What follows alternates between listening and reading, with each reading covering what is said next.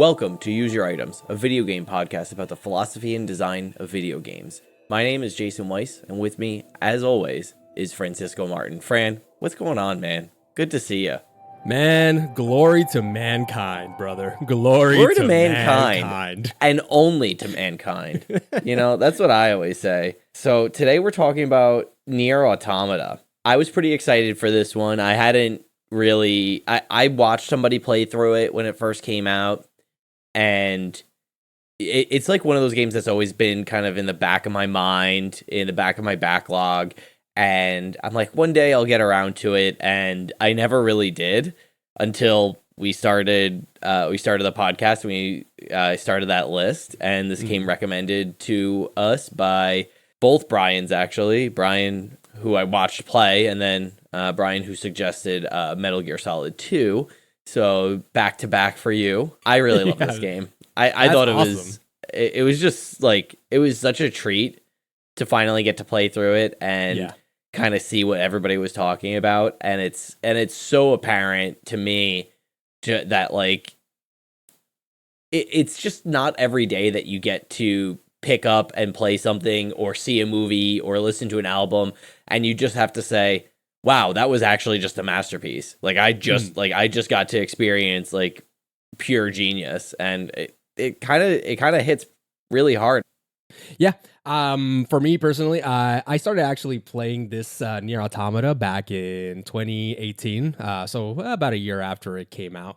And I personally was very excited for it. I started playing it, and I actually abandoned it like 30 minutes in, not because I disliked it. It was just more of a case of it was a lot more bullet hell than I was expecting, and that's not really what I wanted at that point in time. I just wanted a little bit something more cinematic, more chill. Like I wasn't really feeling like getting into that type of gameplay, so I kind of dropped it and didn't ever pick it back up because life happened.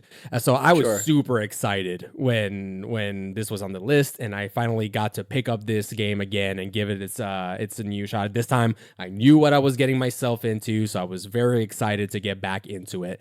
I personally, I think I love this game too. I really liked it. There are a few things that I'm like a little bit like, well, maybe whatever, out here and there, but for the most part, playing this game was such a treat. Maybe it is a little bit of having the last podcast episode being one that we both felt frustrated playing, coming to a game where it was such a game that just invites you with like welcoming arms. It's like, hey, you can play however you want. You can you wanna take it easy. You can take it easy. You wanna go hard in the paint. You can go hard in the paint. It's up to you, bro. We got a good story for you, regardless. And it was such a breath of fresh air for me, at least. It's a really interesting dichotomy between Metal Gear Solid 2 and Nier Automata, right? Like we talked a lot about how Metal Gear Solid really felt like, or Sons of Liberty specifically, felt like it didn't want to be played, and like it was real. Kojima was so interested in using friction of gameplay to tell his story in Sons of Liberty, which I think was effective in its own way, but friction is friction at the end of the day, and it was very difficult. And here, I think you kind of hit the nail on the head, where it's just like Nier is so easy to play, it's so easy to get into. It's unbelievably just straightforward as far as like the game that you want to play is here. You can take that experience on for yourself. Like you said, you can focus on the story mode. You can really deep dive into plug-in chips. You can really deep dive into stuff with different pod builds. We should probably do our behind the box before we get too much further into some of this stuff, but I think top line, just like play the way you want to play. Like Nier's here for you for sure. Definitely. Do you want to take it? I took last one. Sure. Glory to mankind. Humanity has been driven from the earth by mechanical beings from another world. In a final effort to take back the planet, the human resistance sends a force of android soldiers to destroy the invaders. Now, a war between machines and androids rages on. A war that could soon unveil a long-forgotten truth of the world. Eradicate foes with a graceful blend of melee and ranged combat. Explore the ruined landscape of Earth's distant future. Encounter diverse inhabitants that may help or hinder your progress. Short and sweet. A bit of the shorter side great. of behind the boxes, but it does do a good job at giving you the story, and honestly giving you the story in such a way that it doesn't spoil absolutely ending. A bit of a heads up for when we get to the story section. I don't think for the spoiler free section we're gonna give much more than that. There is so little information plot wise that you can give without going into spoilers. We might say the characters, we might say things here and there, but for the most part, hey, you are androids being sent to Earth to reclaim the Earth from machines for the humans. And shenanigans happens. For sure. I think the themes and the overarching motifs of Nier are pretty well established as far as like spoiler-free content. I think it's worth stating that, kind of similar to Sons of Liberty, I feel like Nier Automata has an almost ubiquity to it among probably more seasoned like gamer circles or whatever like that. It's a game that a lot of people know of. There's definitely some surprises in it that have become well known within like the gestalt, the pop culture of gaming. We'll get into those for sure, but just like the overarching themes of humanity and artificial intelligence and the ways that we identify, construct, and establish what it means to be human in a post-humanism world, right? In a world that is sort of without human, where we're just watching mechanical beings and androids fight. It's kind of treading ground that's been tread time and time again, time in memoriam, really, as far as science fiction is concerned. I can think of a dozen stories and novels and movies that all are kind of trying to deal with this very idea. I mean, these themes are echoed, I think, pretty directly in the B plot of Alien Romulus that came out earlier this summer. So, I mean, it's certainly the bread and butter of science fiction when it comes to philosophy. Though I do want to push back a little bit about it being part of the zeitgeist and stuff like that, because at least very anecdotally, I don't know, maybe you've done a little bit more research as to how people feel in modern day, but for me personally, I had no clue what this story was going to be, what the themes were going to be. Oh, really? For Nier Automata. I knew a few things that I will not spoil right now. I also knew that just me coming from a sci-fi, like I like sci-fi, I like cyberpunk and all these things, I kind of knew that it probably just by the fact that it's so popular, it's about androids, it's about machines. I kind of thought in my head, I was like, okay, there's going to be some kind of like nature of the soul type conversation, I imagine, or something like that. It won't be out of left field if these conversations and these themes come up, but it wasn't something that I personally knew for sure. Oh, this game is going to be about blank, right? At least personally. So I don't know if how true that is. Maybe it's the case that it's a rather recent game. It came out in 2017. So in the grand scheme of things, that's only 7 years versus a plot twist like from the 2000s. It's probably not as sure as a spread. I think that's a good point. I feel that Nier being a 2017 game, I guess I'll say Automata being a 2017 game, it almost doesn't sound right because the game feels very future forward. It feels almost timeless in a way. Its art style is gorgeous. It's very just beautiful fidelity wise, in terms of just what it's attempting to do with light and the skyboxes and the vistas and the areas and the biomes that you get to explore.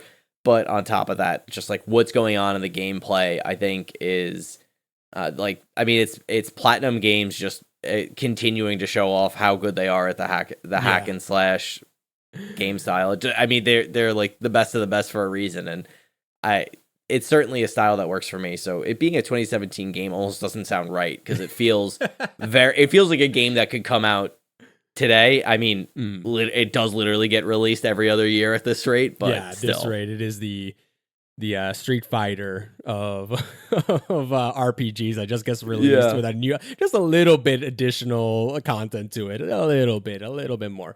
But you mentioned the gameplay, so let's talk a little bit about what you're actually playing. You are playing an action RPG, and it has two generic game modes. One of them being, as you mentioned, a hack and slash. So very dodge oriented, very attack oriented, light attacks, heavy attacks. Your normal hack and slash buffet. Bayonetta, God of War, pick your fighter. Yep, exactly. And the other portion, which isn't as prevalent, but it's a good chunk. It's like maybe 30% of the game, I'd say, around there, is the could be even more. Aspect. Could be even more, honestly.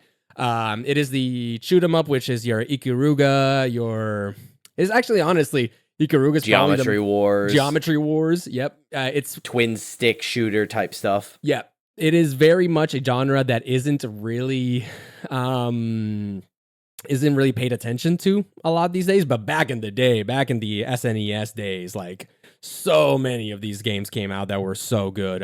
Your Galaga, those are more arcadey, more slower paced than modern shoot 'em ups, aerial combats. But yeah, so that's your gameplay. You're going to be doing those two. While you're in hack and slash mode, you're going to be having, like I said, melee combat on the ground. You have this pod, which is kind of like this little floating robot square drone. That's perfect. It's a drone before. No, 2017 is probably they were around. Drones. Yeah, they were around. That can shoot ranged damage, so they can shoot lasers or bullets or missiles and stuff like that. And this game, we mentioned about how easy the game is, or not how easy the game is, how the game allows you to play the way you want to play it, whether it be tranquil or like approachable. Yeah, that's a great word, approachable. And I personally think that this is like one of the best, if not the best podcast game I've ever played. By that, I mean, imagine a Venn diagram with one side being, I demand your attention. You must be playing me and you must do 100% of your focus on one circle, and just a simulator, an auto cookie clicker, like Factorio end game type thing where you just click one button and just walk away and you really don't need to pay attention. This game is in like that perfect middle portion, that overlap that is like just perfect enough to say, hey, I want you to stay here with me. I want you to, sit on the couch next to me while we play or watch a fun movie. It's okay if you have a podcast playing, if you have another show playing on the side, or music or a video. I'll let you know when something important is going to happen. But, you take it however you want to do. You want to do side quests, that's fine. While you're listening to 99% Invisible or Use Your Items podcast, that's great. And I loved that this game provided that, because I feel like games, that's kind of like almost like a dying breed of like, either games are really long and like demand your attention, or really short and demand your attention. I want a big, lengthy game where I can like have peaks and valleys of not paying attention. And Nier Automata, I feel like, did a great job at doing that. So when some people hear, oh, it's a podcast game or whatever, they might think that, oh, it's boring, so don't watch it. It's not that. I'm not trying. This is not a gripe in any means. I think that this is great. I didn't have that experience, but I totally see how you could. I kind of started skipping past a lot of the side quests if they weren't like immediately available. But that being said, I totally see what you're saying. It kind of reminded me of almost like a Forza Horizon or something like that, or like those like Ubisoft style open world games where I can just not do the story quest and run around doing like collectibles or just chasing people down or whatever it happens to be. Yeah, Red Dead Redemption type stuff. Yeah. So yeah. very at least for me, I ended up doing not all. I wasn't like a side quest purist. I wasn't trying to do all the side quests, but if I liked a character or if there were nearby enough, I would say like if it's within a 45-degree cone, of towards the direction I'm going, then I would go a little bit off to the side to grab stuff and things like that. If it was a mission by my girl Jackass, word up Jackass, I would always do it. I like that character, so I would do her side quests all the time. I think I did all of Jackass's side quests. Unless there's one after what I think is the last one. But Yeah. I digress. Yeah, I chased around for a few of them. I kind of approached it the same way. I think I just did less than you, and just judging by the way we're talking about it, and there were some quests that I was like surprised at the difficulty I was having with completing them, and a lot of it was just like finding my way around the biomes. And I have to say I was really impressed with the ability of Nier Automata just to consistently show me that I didn't fully explore an area yet, and that there's way more to find, and there's little nooks and crannies. The game had like a really classic exploration feel to it that I feel like you don't really see in new games very often anymore, where it really is inviting you to kind of poke at the edges and see where you can like climb to, what can you jump to, how can you parkour or navigate your character like physically through space to get to a new area. It almost feels like very breakable, and it feels like a game that's interested in you exploring it like that. I agree. I was so often was exploring things. The one thing I will say about that, like a bit negative, is that it has too many invisible walls for my liking. It does have a lot. There were quite, and I'm not saying that you can't have any invisible walls. Like, I'm not a purist of like, oh, you should be able to go anywhere, or you need to explain in universe why you can't go somewhere and stuff like that. But there were quite a few places where it's like, this is an open doorway. This feels like I should be able to go in here and that there would be an item or a chest, but you're just saying, nope, invisible wall. You can't go through here. Or something that are like, I can obviously jump over this. I can obviously clear this fence, but you're making me go around the building for some reason. There's a couple things like that. I'm like, okay, come on, game. But for the most part, yeah, exploration is pretty good.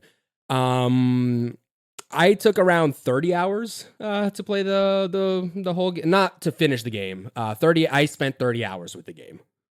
I spent 27. Okay.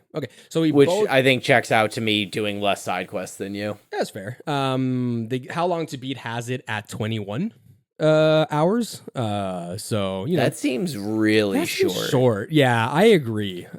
But this is I have some opinions about that number. Yeah, me too. But I think that those opinions will have to wait until we go to the spoiler section. Fair enough. So yeah, a bit going back into the story a little bit.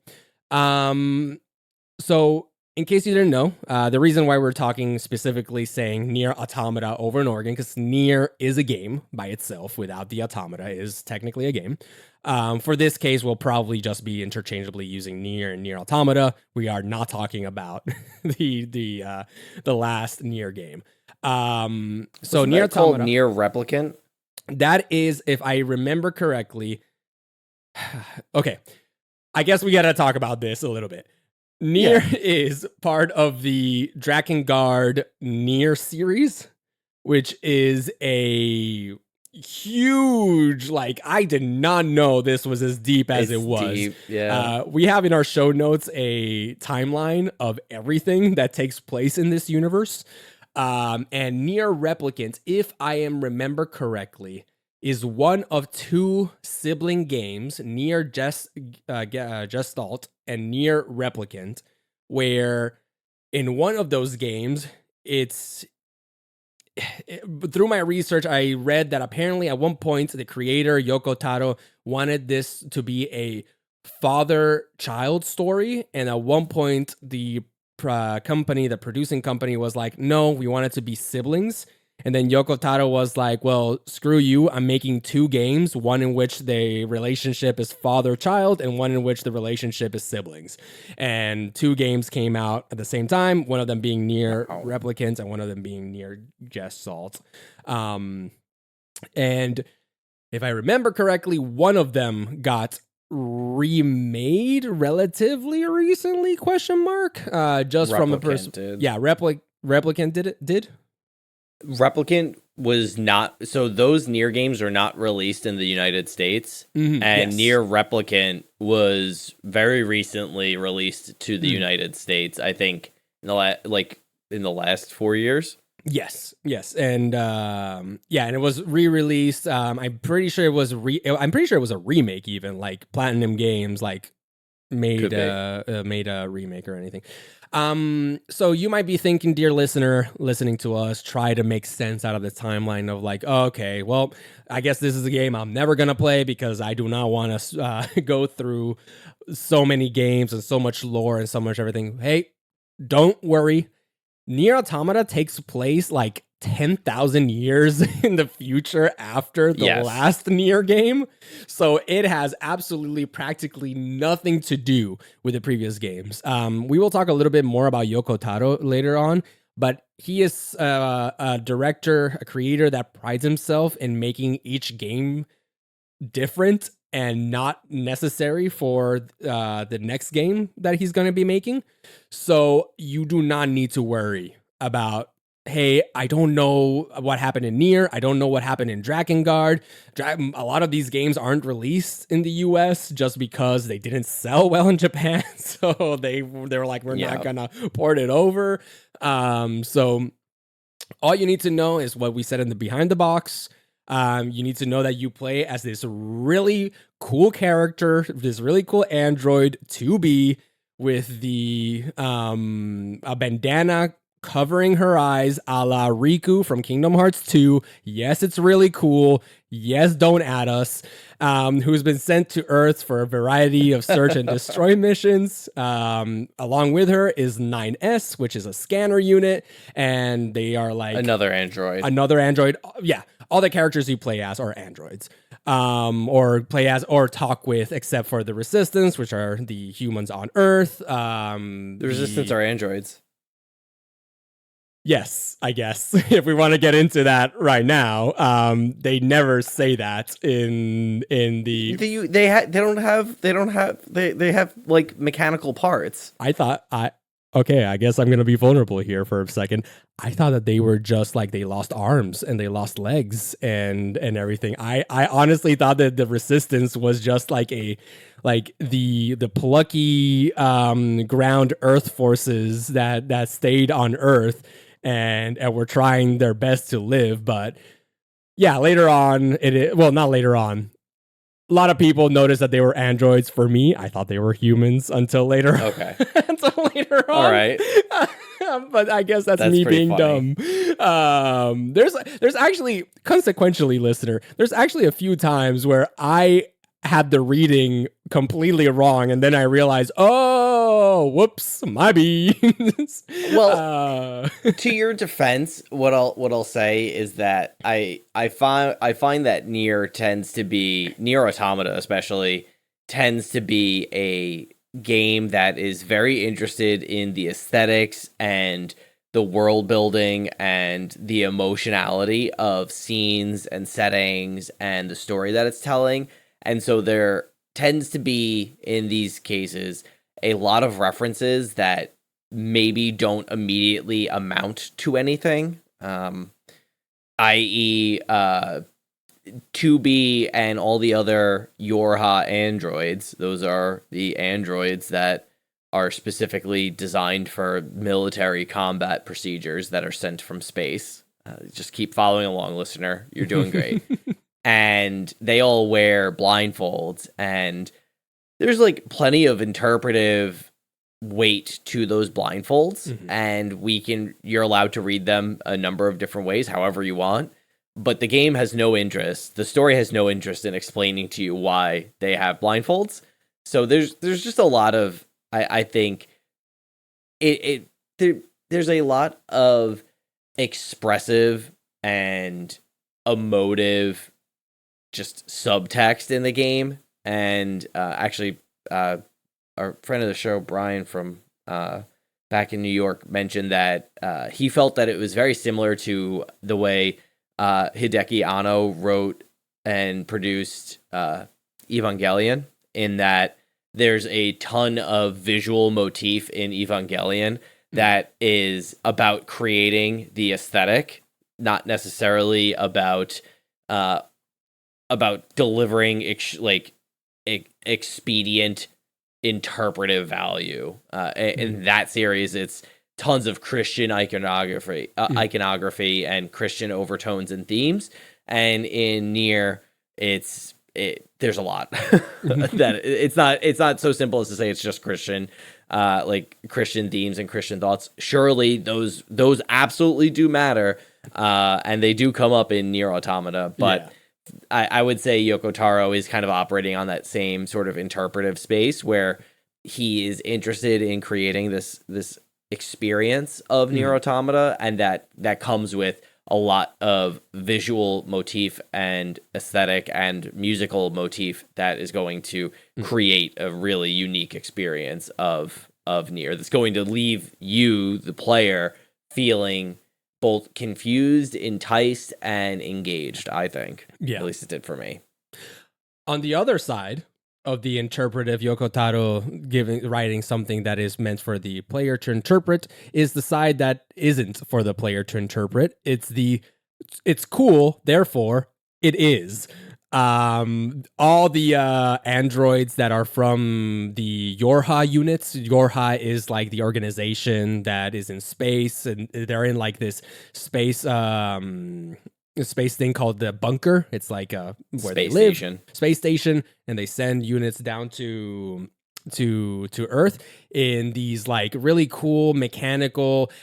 Actually, I looked a little bit into the Drakengard series, and I think that the idea is that those things look a little bit like dragons, because in the Drakengard series, I was wondering if you were gonna find that in your research. I played Drakengard as a kid. Oh, really? Oh my god! Yeah. I didn't know I was working with a connoisseur.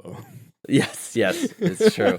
No, I got the vibe that the flight units, they're essentially mechs or Gundams that they fly down in, and in one of the there's a lot of modes where it's like it kind of feels like it's a dragon, and I think that's as interpretive as you want it to be too. It doesn't. They're not literally dragons. They're not literally dragons. They're just cool. And what is cooler is how all the characters dress up in all the Yorha units. They are all in Lolita Goth fashion. And if you don't know what Lolita Goth is, it is kind of like merging the dark palette of like gothic fashion with the cute and refined aesthetic of Lolita fashion, which is in of itself a Japanese take on the fashion of Victorian England. So imagine like that Victorian England, really refined, all these things, but all black. And it is a vibe. It's very unique. It's very unique. The character designer, Akihiko Yoshida, we will talk about his other works as well, but he did great with this, and they all look amazing. And if you ask Yoko Taro what is the meaning, why are these like battle units stuff just wearing dresses and badass like cute little like stuff? It just looks cool, bro. It just is. It simply is. It simply is. It simply is. Not everything has to be a metaphor for something, man. Some things can just be cool. I think that to Brian's point about Evangelion is also there as well. Like, some things are just meant to be cool. Yeah. And some things are just meant to have... I don't know. I think of it like the Akira slide. You didn't have to eat that. You didn't have to eat. You didn't have to go that hard on the Akira slide. But sometimes you do something because it's cool, and you completely change the visual language of storytelling for the rest of humanity. And you gotta swing for the fences if you're gonna make hits like that. I do want to tie in because we are talking about the fashion and the character design. It's pretty sexual. All in all, it's definitely. Like extremely sexual. There were a number of times where I was playing it on the couch, and my partner's like, "Are they wearing clothes?" I'm like, "Yes, I think so there's definitely a few eyebrow raising moments for sure, especially if you're not used to it. There's definitely a lot of rules lawyering in this game of like, oh, technically they're not naked because they don't have genitals because because they're androids, so you can't. So does it count it's very, very much so. I agree that there is a lot of that. It is definitely something you ask the man himself. He said, like, I just like good looking women, and he just decided one of the characters is a woman to be, or if you want to get like, there's a lot to be said also about gender in this universe, about what does gender mean in a sexless society, in a sex that are androids. Right. I find that particular nugget to be so interesting because there's such a clear and defined sexualization of all of the androids. Notably, there are male-coded androids. In fact, there's one, and it's 9S, and all the other scanner models. Every other model of android, the commander, the operators, and then the combat units like 2B are all female. And they're all tall, and 9S and the scanners are short. And so there's like, it's like a very interesting space to walk into, because one of the lines that keeps getting stated again and again is that the androids are made in the image of humanity, which is pulling back from the line that humanity is made in the image of God from, I believe, the Old Testament. And so there's a sense that if humans made androids, that sexualizing them is a way to both, I think, is a way to create a power structure around them. Yeah. And it adds layers of that sort of power imbalance that are normalized in like Western gendered culture. And it also is just it's kind of, I don't know. It's hard to really unpack the whole thing. I did not come prepared with a thesis on this specifically, only because it feels like an entire, like, I don't know. There are people who have written series and series and series about topics like this. And listener, just so that you know, Yoko Taro did not mean for a lot of these metaphors and these views and these values to be assigned onto his work. Later on, we won't talk too much about the creator, because we will learn, he's a bit of an enigma. But there are quite a few interviews where he does talk about, I get asked about what does this mean, what does that mean, and all these different things. And honestly, not everything has a meaning. Some things are as simple as it's cool or whatever. But at the same time, Yoko Taro does a really good job of, I love, though, that you are getting these readings from this, because that means that this has become its own living being. It is a piece of art that is interpreting things to you and speaking to you, things that I might have never meant to, but the work does. Like, it kind of like he's like giving a bit of a death of the author there, of like, just because I didn't mean for it to be a thing doesn't mean it's not a thing. You've interpreted that, and that is good that you are interpreting things that even I didn't really intend and did not. So he is very much happy that people are looking into these things and getting deeper meaning of these things, even if there are things that he himself did not intend to have. So, and this is one of those things where I would argue is probably, like, at least from when I see interviews and stuff like that, he just doesn't seem and like to be speaking to that.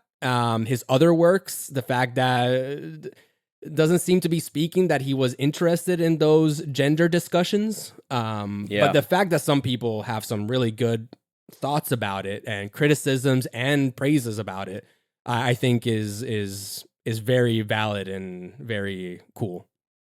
Yeah, absolutely. I think your point about the death of the author is very much alive and well here, in that it really doesn't matter what Yoko Taro intended or didn't intend. It is up to us, the player, the reader, the audience, to generate an interpretive layer of the text and add that to the conversation. And so that's what we're doing here, and that's what everyone who plays the game and just talks about it online does. And there's a lot of chatter about the game online, that's for sure.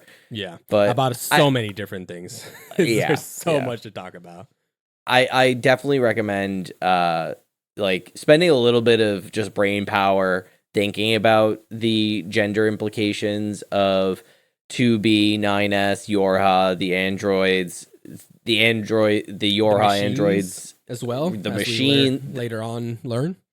Yes, the machines are extremely interested in gender. I mean, to me, it's by functioning as in the image of sort of conversation, it becomes a fact that sexuality and sexual expression, just in terms of like biological traits, you know what those are kind of part and parcel to the human experience. And I think as you play this game, the conversation will inevitably come back again and again and again and again to what is the human experience and what does it mean and what do we have to learn from it. Yeah.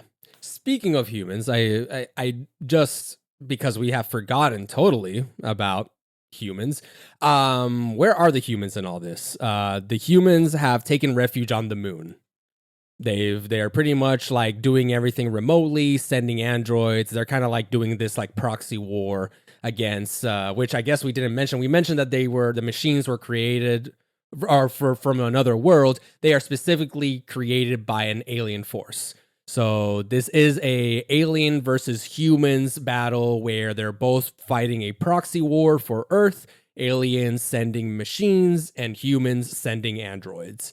So just wanted to mention the not the objective, the just the plot of what the story is. The A plot. It's the top down bird's eye view of why we're even here. It's the proxy war, like you said. Notably, the aliens and the machine life forms control the planet itself, which is why humanity is hiding on the moon in their moon base, and they have a bunch of bunkers or space stations that the Yorha androids deploy from, as well as resistance androids that are on the ground that are even more human adjacent, which I think is to your point earlier, Fran, than the Yorha androids in space. Yeah, and so we're not really talking too much about the plot by plot, beat by beat, really, story here because, well, there's a lot of spoilers that we really don't want to talk about it right now, but also that's not really where I fell in love with the game, personally. I fell in love with the game with the relationship between 2B and 9S. I fell in love with the game in how Yoko Taro does a good job of writing, putting down plot threads and writing to make this world feel very lived in. Like, honestly, the overworld of this game is not that big, honestly. It's compared to other games, it is not that big, but it feels enormous because you have the resistance members, you have androids, you have like 3 other parties that would be spoilers to mention, but just pretty much to say all this, that the details of this game is where it shines, not really me explaining the beat by beat. If I just explain the beat by beat, then it probably is just a straightforward good guys versus bad guys story. It's not that crazy deep. There are some twists, but it's not. I'm repeating myself. I just love the things that aren't necessarily just the story. The characters are great. The themes are great. I love those things, and that's where you will fall in love with this game. Not necessarily the summary of this happens in chapter A, this happens in chapter B, this happens in chapter C. So yeah, you'll know that you're a fan well before the credits roll as you play the game, for sure. I'm not worried about that. I think to your point, I love the size of this game world because it feels both very, very big and fun to explore, but it also feels extremely manageable. Yes, definitely. There is a fast travel that is unlocked at some point. I used it a lot. Oh, really? And I think that was to my disservice. Okay. I would probably recommend, if you haven't played the game yet, to try to avoid it as much as possible. It does. Even I played the game entirely on Steam Deck and on my PC, and it still has a pretty noticeable loading time when you fast travel. And so I think that kind of that makes the quests feel a lot more fetch questy. Yeah. And so I would recommend against it. But the world's super fun to explore, and I think it does the experience of revisiting old places to find new things really, really well. That's only possible when you have like an ocarina, right? Like, it's only possible when the map is very condensed and thoughtfully designed. Yeah, definitely. I agree with that. I didn't fast travel quite a lot. The only times I fast traveled was there were a few areas that were kind of important for some side quests and for some main quests that required traversing through another area. And it was like, it took a while to go through that first area, and it's a lot of just running. So for the one hand, sometimes I would do that, but at the same time, I have Use Your Items podcast playing in the background, and I'm chilling. I'm big chilling. So maybe that's why I felt more that way as well of like podcast game, just because I was traversing the world so much. Makes a big difference. Yeah. Speaking a little bit about characters and following a little characters, I think it behooves us for the spoiler-free section to talk a little bit more about 9S and 2B, who they are as characters. So 2B is the main character of the game. She's the one you're playing through the whole time. She is, I guess, very Samus-like. Like to go back to I think Metroid she is Prime. very Metroid Prime. She is pretty much what would happen if you gave, in my opinion, what would happen if you gave Samus somebody to talk to, and B, if you wanted to give Samus a character arc. Because in one hand, she starts out very much like, the mission is the most important thing. I don't want to really talk too much to you, 9S. All we're here to is to do this. Stop complaining, 9S. We need to do X, Y, or Z. So she's very much focused, very much, we need to do this and that. Very pragmatic, with sometimes it's like, oh, we should, there's a point in the game where you can destroy a tank, but the tank isn't attacking you, and you can decide to destroy it or keep on moving. And she'll mention, 9S will say, we need to destroy it because it might be painful. We might have to deal with it later. It might be more powerful later. And if you keep on running away from it, 2B will say, it's going to be wasting our time and resources to fight it right now for something that it might never become. We have a time-sensitive mission right now that we need to we need to go to right now. So I had no idea you could skip that fight. Yep, you can skip it. There's a lot of things in this game you can skip that you don't realize you can skip, and it's great. And I love it. And not skip as in like, oh, speed run strat, like speed run strat. More a skip of like, not doing something is a choice in of itself. And that is great, and I love it. The game makes it really. I just love that they put that into the game, because it's in a game where so often your main form of communication with the world is at the tip of a sword.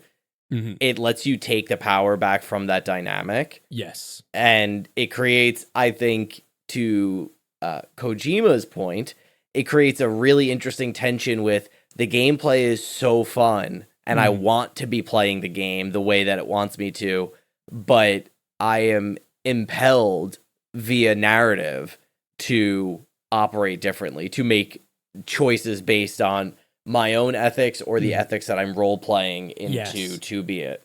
Role playing is a huge part of this. Like, you can role play, I'm a murderess, I'm going to kill every single thing, I do not care. You can play not as much as like Undertale, where you can do a full pacifism run. It's not that type of game, but you can be much more of a pacifist than most games would allow you to be. So we've been talking a lot about 2B. 9S, totally different. 9S is a scanner unit. Usually they work alone.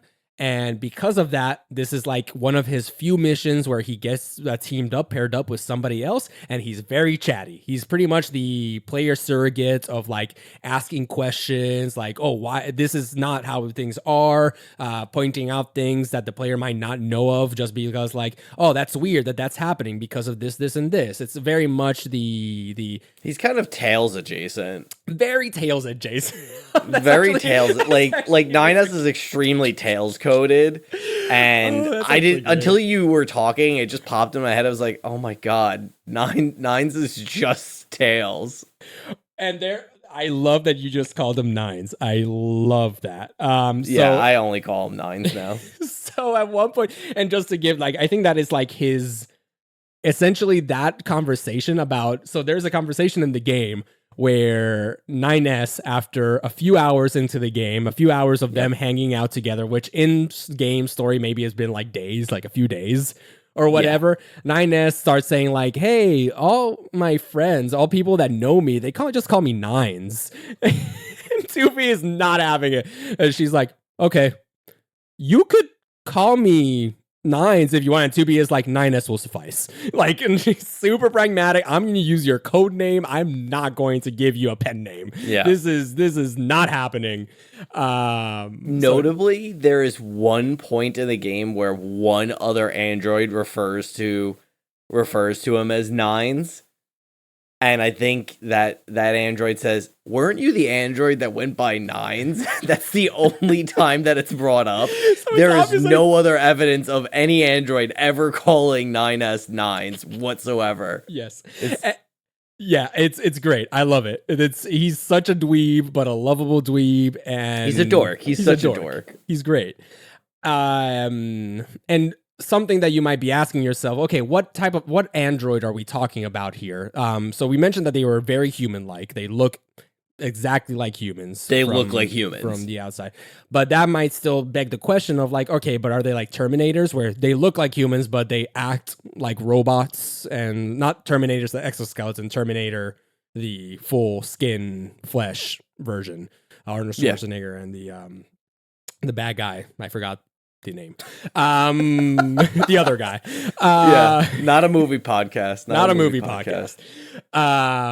But so they are not like that either. They are honestly, like Jason was alluding to, very human they have relationships, they have friendships or lack thereof of friendships, and wanting companionship and friendships, as 9S shows. But one of the side quests that I really liked is you meet a character whose girlfriend was missing in action, and we have no idea where did she go. And that's the side quest, like, oh, maybe you can find her, maybe she's still alive, maybe she needs help, and you go and find her. And I won't say the ending of that side quest, but yeah, it's very much, there is a lot of one of the main columns of this is going to be the what makes a human, what makes an android, and the biggest one, what makes a machine, which we haven't really talked too much about the machines. So I guess I'll explain a little bit about how they look. As opposed to the androids, the machines look like robots, like machines, like very much modern day interpretation, Wall-E looking, rusty, very, very much on sheet metal, servos and gears, and very analog, very much like that of that level. So the differences are aesthetically apparent. So, and the non-physical differences is a great big question mark that you will have fun exploring, listener, because I do not want to spoil it in the spoiler section. Yeah, I think to the point of understanding what the androids are, is a line, I think it's in the first hour of the game between 2B and 9's, where 9 says something about feeling frustrated or angry or concerned about the clarity of the orders given by command. I think specifically Nines is referring to the commander being a slave driver. I think he refers to her as. Yep. And 2B's like, androids don't have emotions. Stop having I don't. It's our job to do what she says, so just do what she says. Like, our job isn't to think about it. Our job isn't to feel about it. Our job is to do it. Androids don't have emotions. And yet, at the whole time this has happened, but like the whole time this is happening, it's like, y'all are programmed though. So like, why do you have emotions if you're just supposed to be trained to not have emotions, right? And this is obviously the sort of top line. I think this is like the crux of what's going on in the Android story. It is just like, why are they programmed to feel emotions if they are told to ignore their emotions, to be unfeeling machines? So I think that really kind of lines up what we're doing when we're discussing the nature of humanity and the nature, I think, notably of simulacra, things that are meant to refer to or replicate, not to reference Nier Replicant, to simulate another thing, and at which point does the simulation become the replacement, and which getting into the postmodernism of it all. Yeah. Do you have anything you want to say in the spoiler for your section about the story before moving on to talking a bit more about the game development? I want to leave a lot of space for the game development and the history here. So all I will leave is, I guess I'll leave it off that the narrative has the potential, when you're playing through it, when you're like starting to catch the edges of what's going on. The game's very much showing, not telling. I think it has the edges of being very generic and samey. And if you feel that way, I would stress that you continue playing, because I think it is going to show its nuance as the story develops and unfolds. Definitely. That is a big gripe against the game, that the enemy diversity isn't really there. So it does sometimes feel like you're fighting the same enemies over and over and over again. I will say that, like we mentioned, this is a very approachable game. I guess I will mention a little bit quickly the difficulty settings for this game.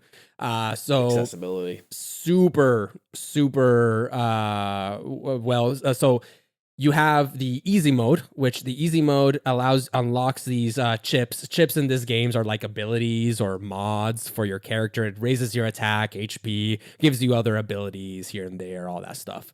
So the chips in this game, if you go into easy mode, there are some auto chips that include auto evade or auto shoot or auto attack, all these things. So honestly, the game, if you are feeling like there is a part where you do not feel like, oh, I can't really defeat this boss, or I'm getting bored having to fight all these things, you can turn on easy mode at any time. You don't need to choose. You choose it at the beginning, but you can also change it at any time in the story and unlock these chips. So you can do that. Normal mode is just pretty much those chips aren't available for you, but it is the way the game is meant to be played, as the text says. Good balance of narrative and gameplay challenge. Then you have hard mode. I never tried hard mode. I don't know about you, Jason. Did you try hard mode? I did not try hard mode.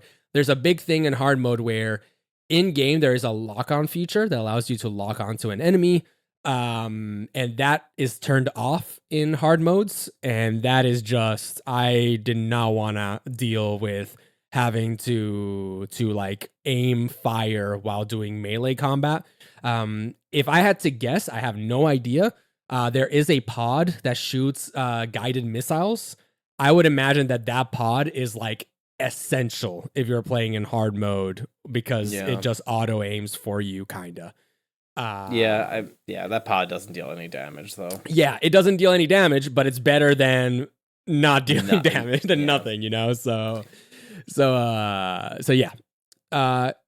Cool. I'm gonna move over to a little bit of a history, a little bit of game development. So, game is released in 2017, as we mentioned, on the PS4.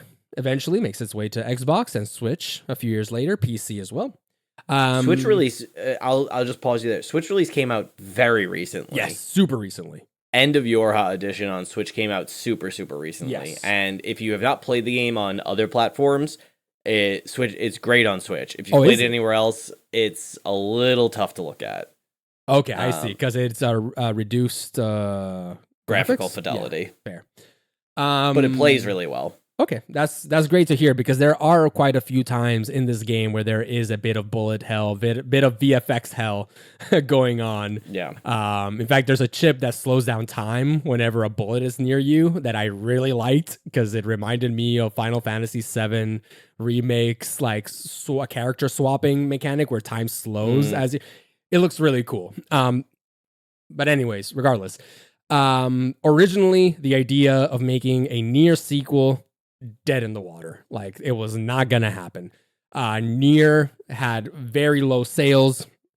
The previous games, the Drakengard series, was critically panned, like as being just buggy messes, story that is very dark, very edgy, more than it really has to be. And honestly, at least me as an outsider, you tell me, Jason, since you are the Drakengard connoisseur, reading some of this stuff, it does seem to get dark in some places. Like, I'm not even going to say it so we don't have content warning. Just know that it does get like very dark human desires slash, not desires, flaws and all these things, and explores that. More on the levity side of things, or not even levity, like I'm going to digress, actually. Low sales of the Nier and Drakengard series really made this very difficult for a Nier sequel to even be in the cards. But then comes Platinum Games. And Platinum Games are coming out of developing Bayonetta and Metal Gear Solid Revengeance, which is another game in which you play as Raiden. It's crazy. That game whips so much ass. It's not even funny how hard Revengeance goes, and it has no right going that hard. It is so good. It's so good. Bayonetta is also exceptional. And, I have not played it, but yeah, I think I played the first two. Very, very good games. So, it just so happens that Platinum Games is a huge fan of the Nier series. Like, they're ride or die for the Nier series. And so a designer from Platinum Games, Takahisa Taura, decides to create a proposal for a new Nier game. And they approached Square Enix, which was the one who published Nier beforehand, about a potential sequel. But there was one caveat that Platinum Games had. Yoko Taro, the original creator, needed to come back as game director. They were such fans of Nier and Drakengard that they were like, we want the blessing / we want the original creator to be involved.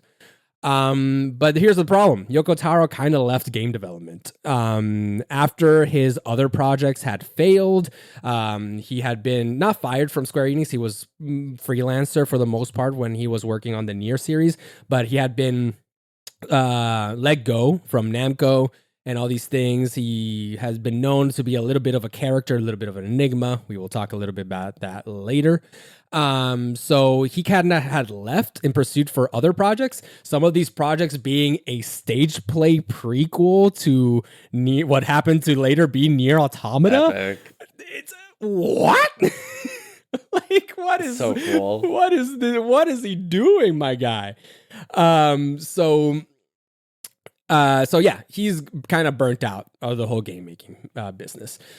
However, Yoko Taro still felt some ownership over the Nier universe. He's still doing stories in that universe, even if it's not in games.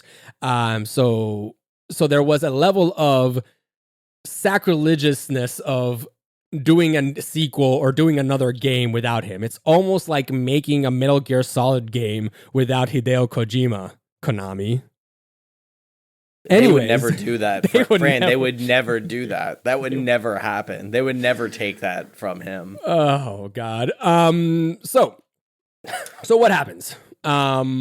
So superstar producer Yosuke Saito, who worked on Nier and Dragon Guard beforehand, but also did Dragon Quest X, Star Ocean Till the End of Time, puts on a dream team. He gets all the players, and this is like the Avengers like assemble, and he's kind of like Captain America because he's bringing he's more like the Nick Fury. It reminds, it's kind of like the Chrono Trigger moment, right? Yes. Where all of these like unbelievable greats came together. And they're like, well, very much so. Who needs to make games anymore? We already made Chrono Trigger, so we're kind of done. So very much so. Keiichi Okabe, who's worked on multiple tech. He comes in as the composer, which we haven't mentioned. Oh Lord.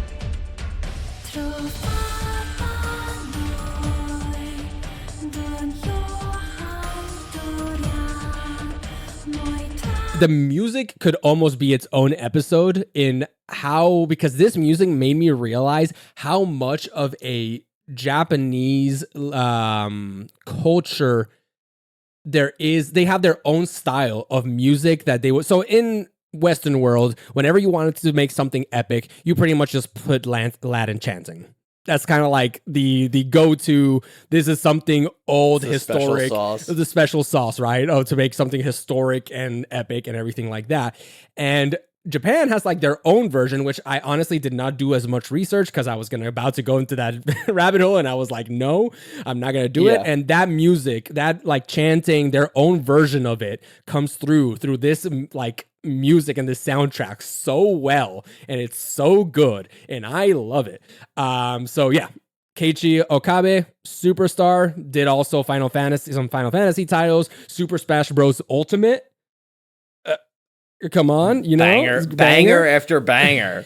So then you also had character designer Akihiko Yoshida, which I said he's going to come back. He's at Square Enix. He does a bunch of Final Fantasy titles. And I know that Jason is a big fan of this, Bravely Default. Hell yeah. And you can see it. You can see it. That's what I was going to say. You can 100% see the through line from Yoshida's designs in Nier and in Bravely. 100%. That was Anya's in particular. Yes, that was such a like. I read that and I was like, obviously, of course, it's this guy. It's like seeing The World Ends With You and immediately clocking it as a Nomura design. Like this is a Nomura. Yeah, you can't have 12 zippers and it not be Nomura. That's too much of a jump scare. Oh, zippers are out, belts are in. Game designer fasteners. Game designer Takahisa Taura, who worked on. He's from Platinum Games. We've already mentioned him. Metal Gear Rising, Revengeance, The Wonderful 101, which I've heard is a great game. I've never personally played it. And honestly, at this point in time, Taura as a game designer is not a powerhouse. He's not really he doesn't have a name for himself currently, but apparently what he brought to the team, other than being the instigating to the proposal and all these things, Apparently, he's a max level charisma bard in that his charisma was so good that he made Yoko Taro say yes and come back. Like, apparently he's just that well liked. He's like just a chill guy for real. That's awesome. So yeah, Yoko Taro says yes. I'm gonna work on it. And honestly, after that, the development of Nier Automata was nothing too crazy. There's a few stories here and there about Yoko Taro being a freelancer and having other contracts, was almost never there. So they forced him to move to Osaka, where Platinum Games is. And there's a few stories here and there, but it's nothing that crazy. What I do want to talk about is a little bit about the man himself, Yoko Taro, the Enigma. So let's do it. Yoko Taro. To call him eccentric would be kind of an understatement.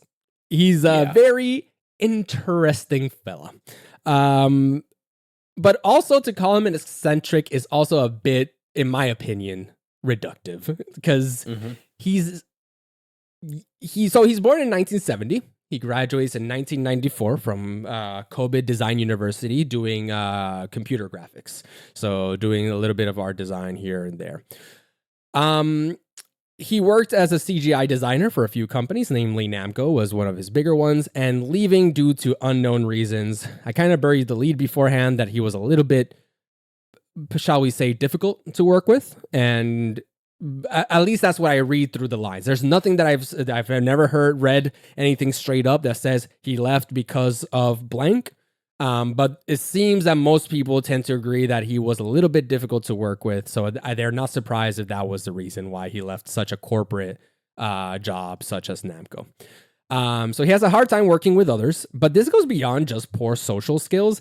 He seems to be generally afraid of the public. Like, he seems to just not like the limelight at all. He does not want to be in front of people. He does not want to interact with fans or anything. Not from a like, oh, ew, I'm above this, but more from a like, he doesn't know what to say. He doesn't know how to interact with other people. So much so that he doesn't even show his face anymore in public. I personally did not find his face anywhere, and I wasn't looking for it. I decided I'm going to respect his wishes. I've been told that it's pretty easy to find if you Google, but his wishes are that he does not want his face in public. But he is this big creator for this big game. He was forced to pretty much accept rewards and give talks and everything. So what is his solution, Jason? It's a full head mask of Emil. Emil is a character from Nier Automata. Well, Nier asterisk. Nier Replicant. Asterisk. Nier. Let's set the story straight.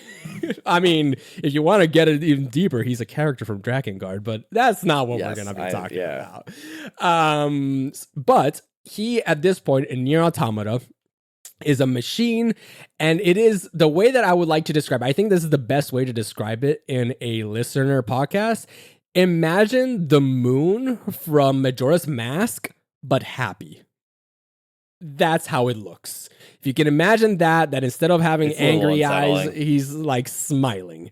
And he is always wearing this in public to accept rewards, to give talks. He will have this mask on for YouTube videos. He will do this, and yeah, he's everywhere with it. We will probably post an image of it in our Discord. Shout out to our Discord. Join us if you want to have more conversations. So Yoko Taro, this is essentially where I kind of left it. I kind of had like 3 pages about Yoko Taro as a person. But I spent so much time. I saw your dump. I saw your research dump. It was lengthy. However, due to personality, him being such a private person, and also big one, cultural and language barriers, it's been very difficult to get who this person is as a creator, let alone as a person.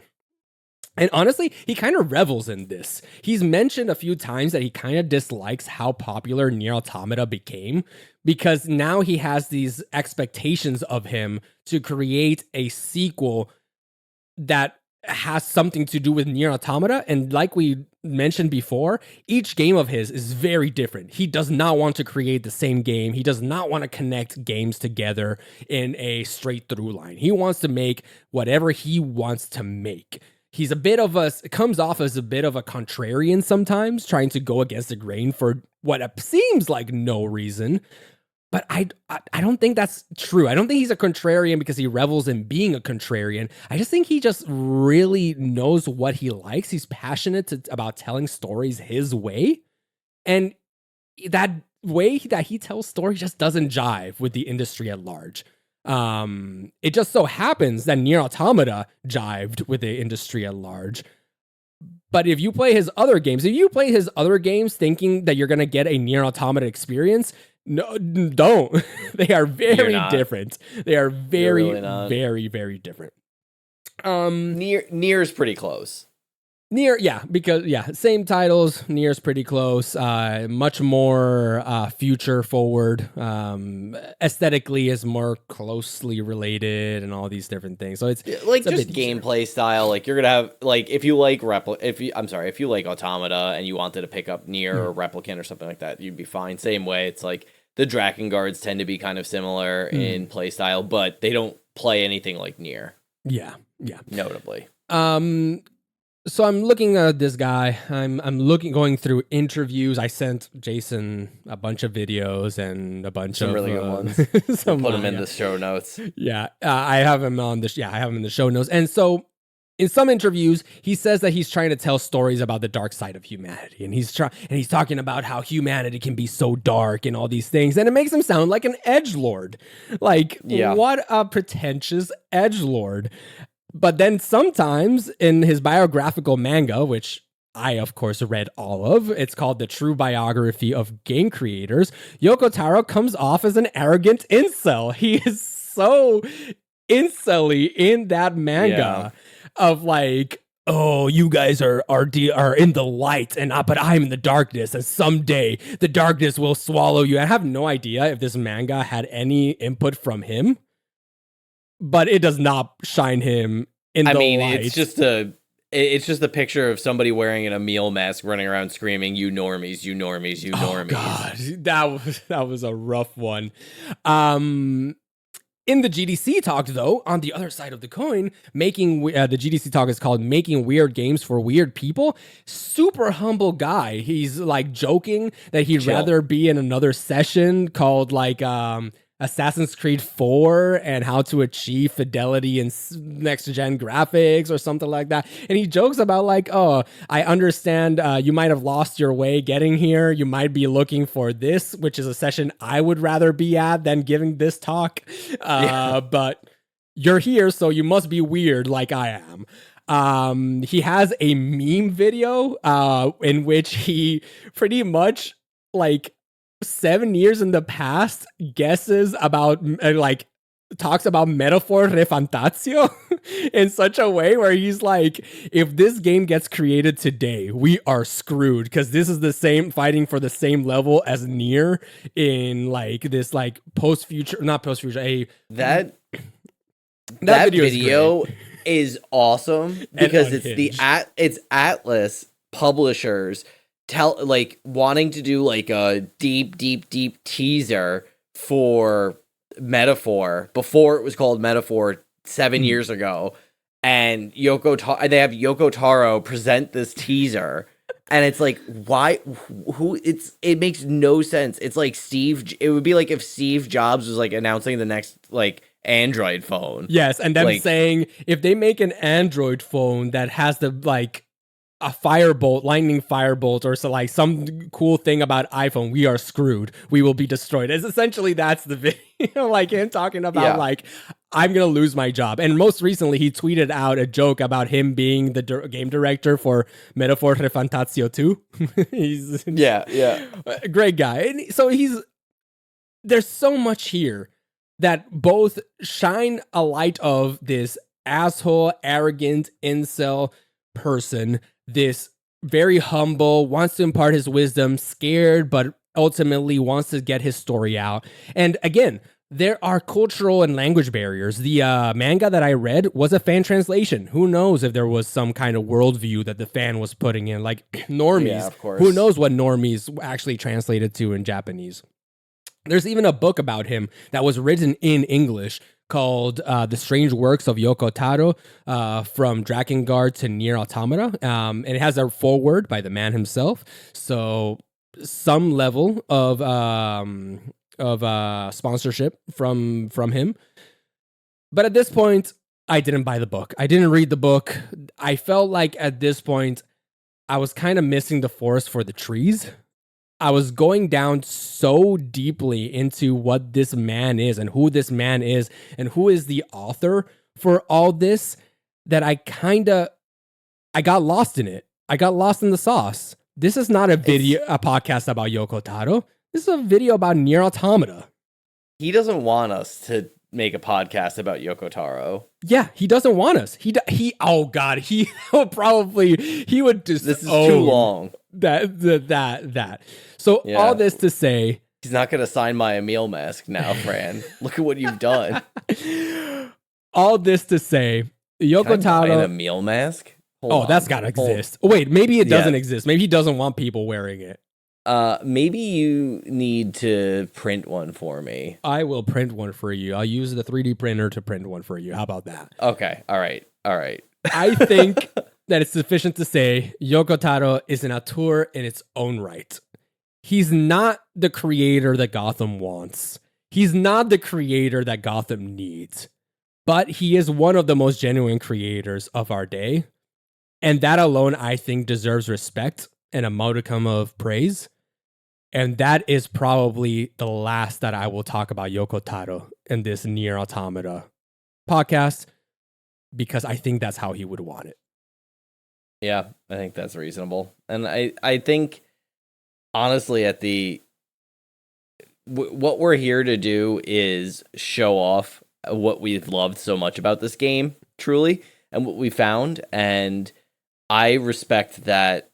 Almost at the polar opposite of Kojima, you have Yoko Taro, who does not want to be in the spotlight and does not care about the spotlight, versus we had the auteur who is in the limelight, is in the newspaper, is tweeting out all the time, and now we have the auteur who is most excited and most interested in just making weird shit. And I think that's awesome. Like, I think it's cool to see the duality of man, as it were.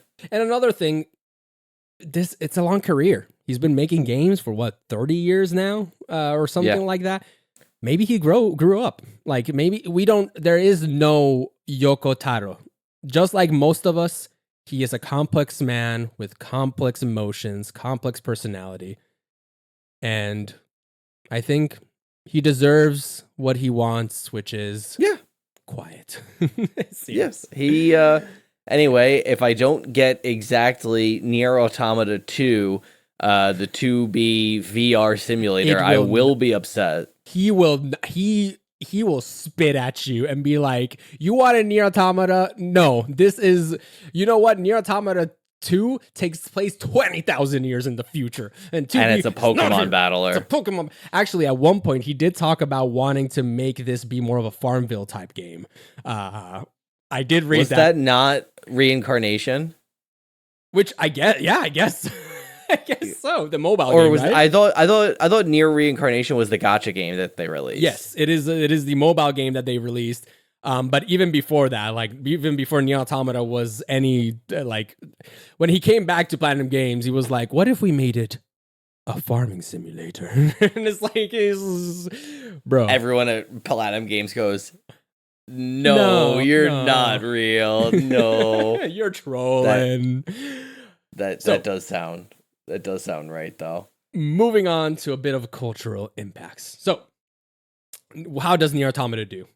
Comes out in 2017, over 8 awards and even more in nominations. Some of its awards include Best Score in Music, deservedly, Award in Excellence, so good. Best Role-Playing Game of the Year, Audience Award, Note that there are no Game of the Year awards. That it's won from any like huge award ceremony. It got nominated for it a ton of times, but you need to understand, 2017 was stacked. It was a tough year. It was a tough year to release a video game. Super Mario Odyssey, Horizon Zero Dawn, and probably the biggest one out of all this, which blows my mind this came out the same year as Super Mario Odyssey, Legend of Zelda Breath of the Wild. Mm-hmm. So now, dear listener, you might understand why it did not win any Game of the Year awards. I know, Jason, that you're not a big fan of Legend of Zelda Breath of the Wild. I have no gripes with it, but it makes sense to me that Nier would go under the radar in the face of Super Mario Odyssey. I feel like Odyssey kind of like reset public opinion on what a 3D Mario game should be, because its quality was just through the roof. I mean, you said Horizon Zero Dawn, that was one of the biggest single party titles on the PS4. You also have on here Cuphead. Yeah, I'm on the indie side.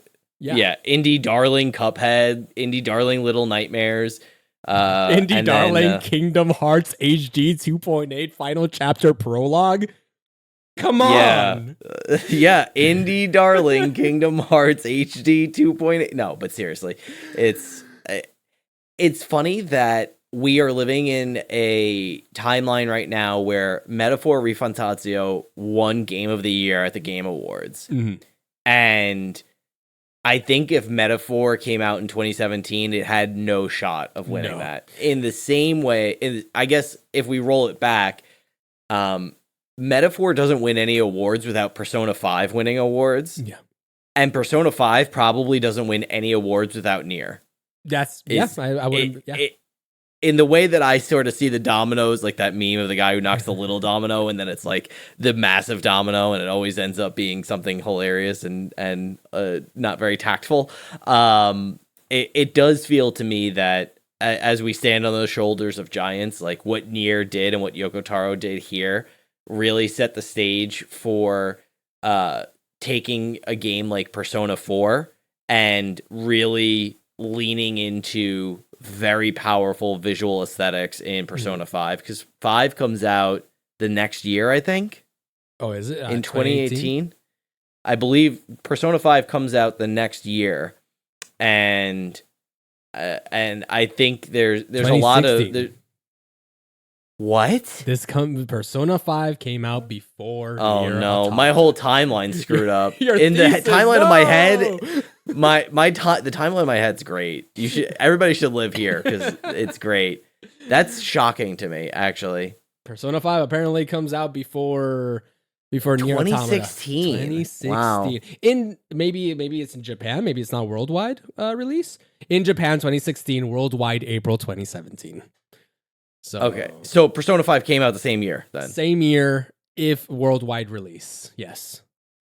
Yeah, well, I mean, most of these awards, there's only one award that you mentioned that's Japanese only. Which goes like, I did not even see Persona 5 in this list, maybe because they were going off of its first release. Probably. But the fact that I did look through like the Game Awards, like what were nominated and stuff like that. I think Persona 5 was just another game that kind of went under the radar in the West for a little bit before it. I must just live in a bubble that's mostly plastered with Persona music and Persona splash art, because I feel like the first time I played Persona 5, I had played Persona 3 and I played Persona 4, and I played a bunch of the SMT games. That's a whole another rabbit hole we can go down, but Persona 5 was like, it like unlocked like a corner of my brain that I didn't know existed and fully warped it. So now I realize that I'm just Persona pilled. So yeah, you're anyway, just Persona pilled, which I'm not.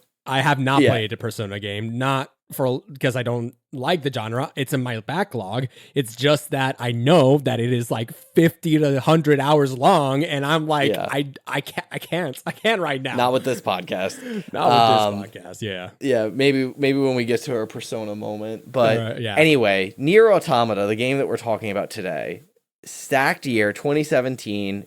I mean, it's happening. I think more and more, and part of this to me is just like the way that like COVID like rotted my sense of time, like pre and post lockdown. But it's like I don't know, Fran. There's a lot of really good video games out there. They just like keep making them. They keep pumping them out. They gotta stop. Honestly, 2017. I mean, give me a break. This is the last year. No more new games. We are now just playing games from the past. Yeah, but these sales numbers for Nier are like kind of shockingly low. Yeah. I feel that's why I'm saying that I think that I'm sorry, but I am Legend of Zelda Breath of the Wild pilled, and yes. I love that game, and I understand what that game means to the media landscape to the point that it warped everything around it. And a lot of really good games did not get, like Nier Automata. For me, Horizon Zero Dawn did not even make the, like, that did not even register with me, with Legend of Zelda Breath of the Wild being out. I was playing Final Fantasy 15. I was having a good time. Then my friend handed me Legend of Zelda Breath of the Wild just to have like, hey, try it out, whatever. And it hooked me so hard that I dropped Final Fantasy 15. I never finished that game because Breath of the Wild is just such a gravity well of like content. That it is. It is. That's so funny. I did not have that. I didn't have a Switch, I don't believe, in 2017. My when I was in New York and I was living with Brian, he was playing Breath of the Wild, and I think I remember giving him a really hard time about it because I was being a shitlord at the time. And I had a PS4, and I think he did too, but I had just moved in with him. I had a PS4, so I was very much Horizon Zero Dawn, Bloodborne, Persona 5, Final Fantasy 15. Like, I was very much just locked into what was going on the PS4. So I was like kind of like lined up because that same year I remember watching him play a ton of Breath of the Wild. He watched me play through most of Persona 5 and we played through 15 together. Yeah. I have such a soft spot for Final Fantasy 15, and that game does not fucking deserve it, but here we are. But like you were saying, the sales figures are pretty rough. So it does release like a month earlier in Japan. So the first week, 2,000 copies, which is not too far off from how Nier does. The original Nier and all these different Dragon Guard games are not the most selling. So at first glance, Nier Automata seems to be another game that was made for the fans and it wasn't really gonna pop off. But 2 months later, it popped off worldwide. Going from the first week, 200,000 copies to 2 months later, 1.5 million copies. And then, as of November 2024, 8 million copies. It has, since it released, it's sold 1 million copies a year. And it's not showing signs of stopping. Somebody can't keep getting away with this. So to be fair to the numbers, I'm sure this includes the fact that Nier Automata has had a different Game of the Year edition release every other year. Since it came out. Okay. Game of the Yorha, please. Yes. Game of the Yorha. Yes. But there have been a number of re-releases with additional content. So, and there was a bunch of free DLC as well. But I digress. The numbers are kind of wild. What I don't understand is like, and part of this is to me not having played Dragon Guard since I was 12 and not having played the original Nier, is that I just don't like what's different about Automata. Like what happens? I just need to know, like, is what Yoko Taro doing in Nier Automata so unique that and so different from Nier Replicant, Gestalt, Drakengard 3, etc., etc. Is it so different that it's really just like now a cultural touch point, or has the world finally caught up with Yoko Taro's weird? At least from what I've read, because obviously I have not played the other games, it is the former. It is not the latter. We have mentioned that Yoko Taro loves making different games. He doesn't want to make the same game twice. And I feel like, at least from reading, like the plot synopsis, the themes of other games and all the other things, like this is the lightest that I can go for. I think it was Drakengard 3. You play as a nymphomaniac whose partners are all sex slaves. I can't say it any other way. They are the partners are male. You play as a female, as a woman who has a bunch of male characters that are sex slaves to the main character. Yeah. It's just not the same. Yeah. It is not. That is Drakengard 3, I believe. It's just not, yeah. This isn't a case of he's been doing this and refining his craft over and over again. It's more of it just so happened that I think Nier Automata, the story that he was telling in this game, just so happened to be more in line. It got to the very edge of the general audience, and the general audience was like, we like this. Awesome. Rather than it being that the world is catching up to him. At least, and that is, by the way, I mentioned beforehand that there was content warning and everything like that. This is not the darkest that I've read of what Drakengard's pretty fucked up. Yeah, it is. It gets rough to the point of, spoiler alert for episode 1 of Dandadan. I did not finish episode 1 of Dandadan because, to me personally, it went too far in a few places. Yeah, and I feel like, from what I've read of Drakengard, he didn't just go in too far in a few places. He left the stadium. He's somewhere else. So I do not think that this is a case of, now that we are Taro pilled, we will understand the greatness of Drakengard and Nier. I think this is more of he's growing up. The stories he wants to tell are a lot more resonant with the audience that exists right now. He mentions in a lot of interviews where Nier and Drakengard all have like very depressing endings. He wanted this one to be a happy ending. He wanted this game to be a game about love and a game about hope and a game about humanity and all these different things. So I think that we're just seeing a writer who is growing and maturing to the point that now he is reaching his final form. And maybe this isn't his final form. Maybe Nier Automata 2 is even better. So I am very, very hopeful that we see more of this Yoko Taro creations rather than his past creations.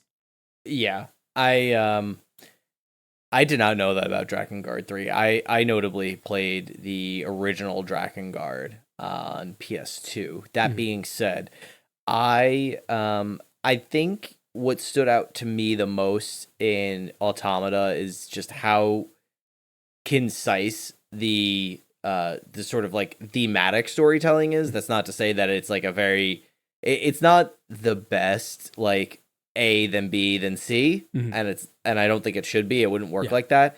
But like thematically, the experience of playing Nier Automata feels very mature in the sense that it's not mature content wise, but mature in like just like the authorship. Like it's somebody who has made a lot of mistakes. Yes. And has learned what it takes and has a good team behind him to make something that feels so much larger than it is. It reminds me a lot of the first time I watched Evangelion, another game that is very interesting, or I'm sorry, another series, another art that is very interested in Christianity and sexuality and expression and stuff like that, and that kind of has that.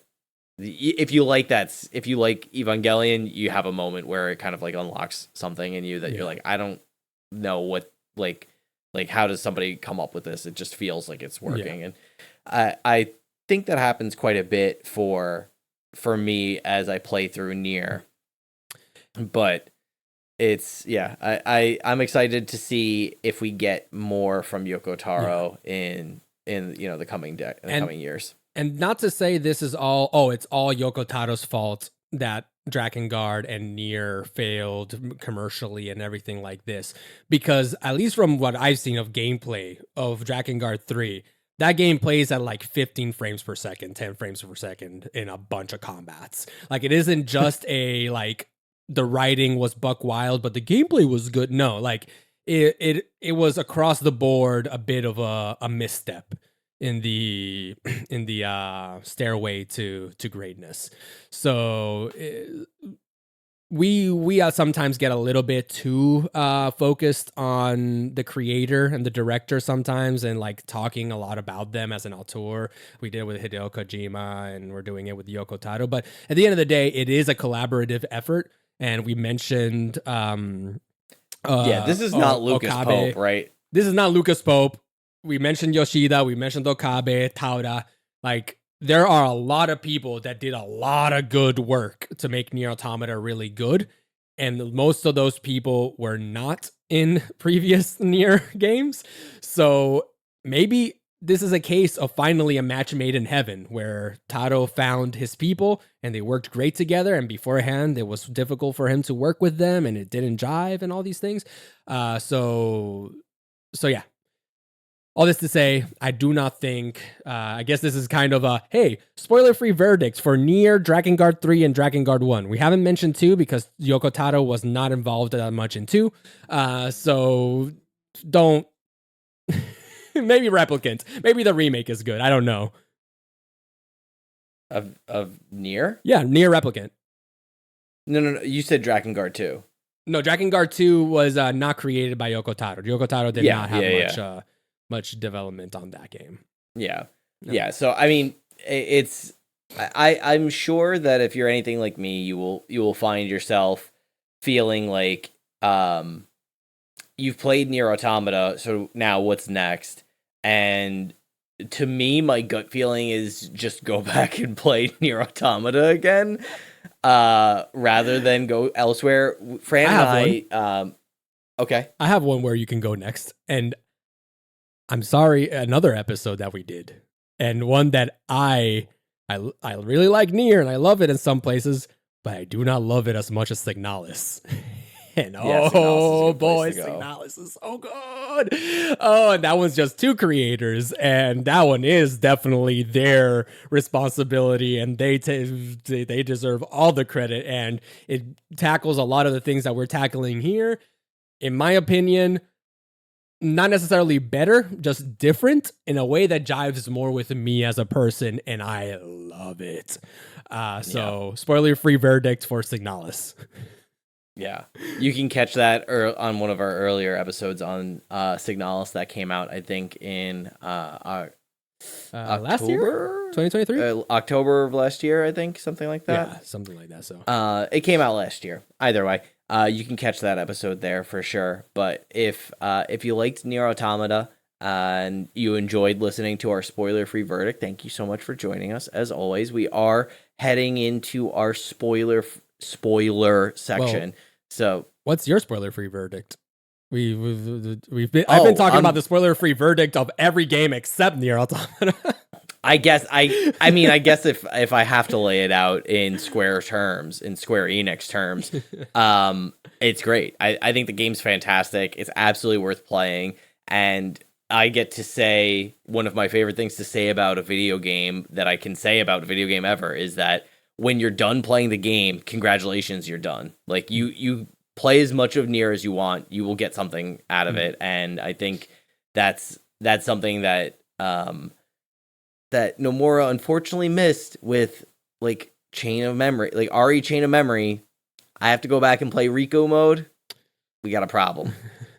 But I love Nier. I love the series. The music is just like, it's still like haunting the back of my head, and I played I think close to 10 hours of this game on a plane in the past week and a half, and I just hear hear the music, and I hear the music in like all the different biomes, from the desert, the forest, the festival. Like it's just like burned into my skull. So I love the game. I'm so excited for more people to play it and to give it a shot. And if you bounce off of it, I think you did a good job trying it out anyway, because it's I think an important one.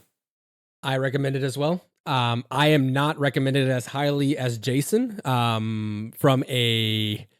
really love it. I played it. I played it a lot. 30 hours. I played it a lot. I will not play 30 hours of something that I do not think is good. I think it's really good and I love it. There are some things that unfortunately I cannot go into it unless I go into spoilers. So I think you should play it. I think you should play it. Come to your own conclusion. Come to your own idea. It is at this point 7 years old. You can find it for sale. It's worth. It's probably on sale right now, actually, on Steam. And I highly recommend playing it mobilely on a Steam Deck, or if you have like an Asus ROG or whatever. If you have a mobile gaming device, it's definitely worth it. I believe Kev in Discord said that he played it on his Switch Lite, so you really don't have much of an excuse. Cool. Yeah. Now, sorry for cutting you off and wanting to hear your quotable, what do you think about this game? So are you ready for hitting that spoiler section? Giving a little break and getting into it? Oh yeah. I'm more than ready. I was designed and coded to be ready for this very moment. Glory to mankind. Glory to mankind.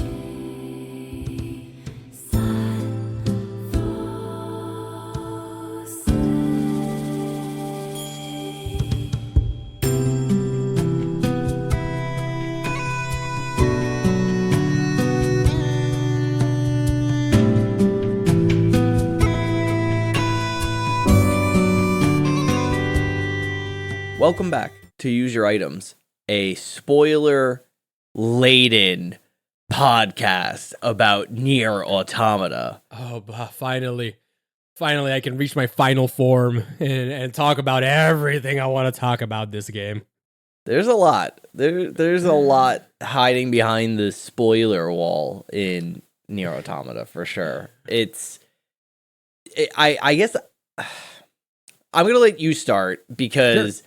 I want a full send, and I want you to set it up a little bit. Sure. I kind of want to set up. I wanted story and how the Ludo narrative resonance. Usually you hear dissonance, but resonance of this game really requires some base level understanding of the plot.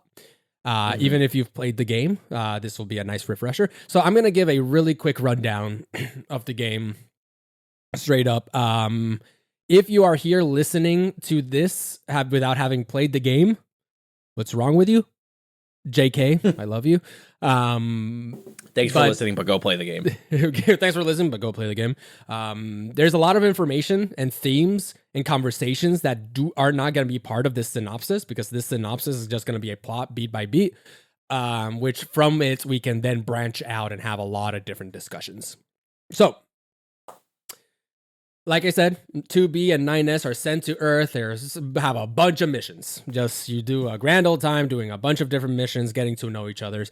But one of the important things that keeps on happening is that machines seem to be replicating human societies and concepts. So they have amusement parks and family structures, monarchies. At some points, they're doing some lewd actions. In fact, procreating. In fact, actually, speaking of procreating, it seems like the machines create these two machines that are in the likeness of humans called Adam and Eve. We were talking about Christian metaphor analogy. Wow, that's crazy. But before we get to that, some of the machines seem to be also disconnected from the network. And by this means that there seems to be like some kind of digital hive mind with the machines where they can kind of like work together because they are digitally like synced with one another. But some machines have decided to disconnect and live a life of pacifism.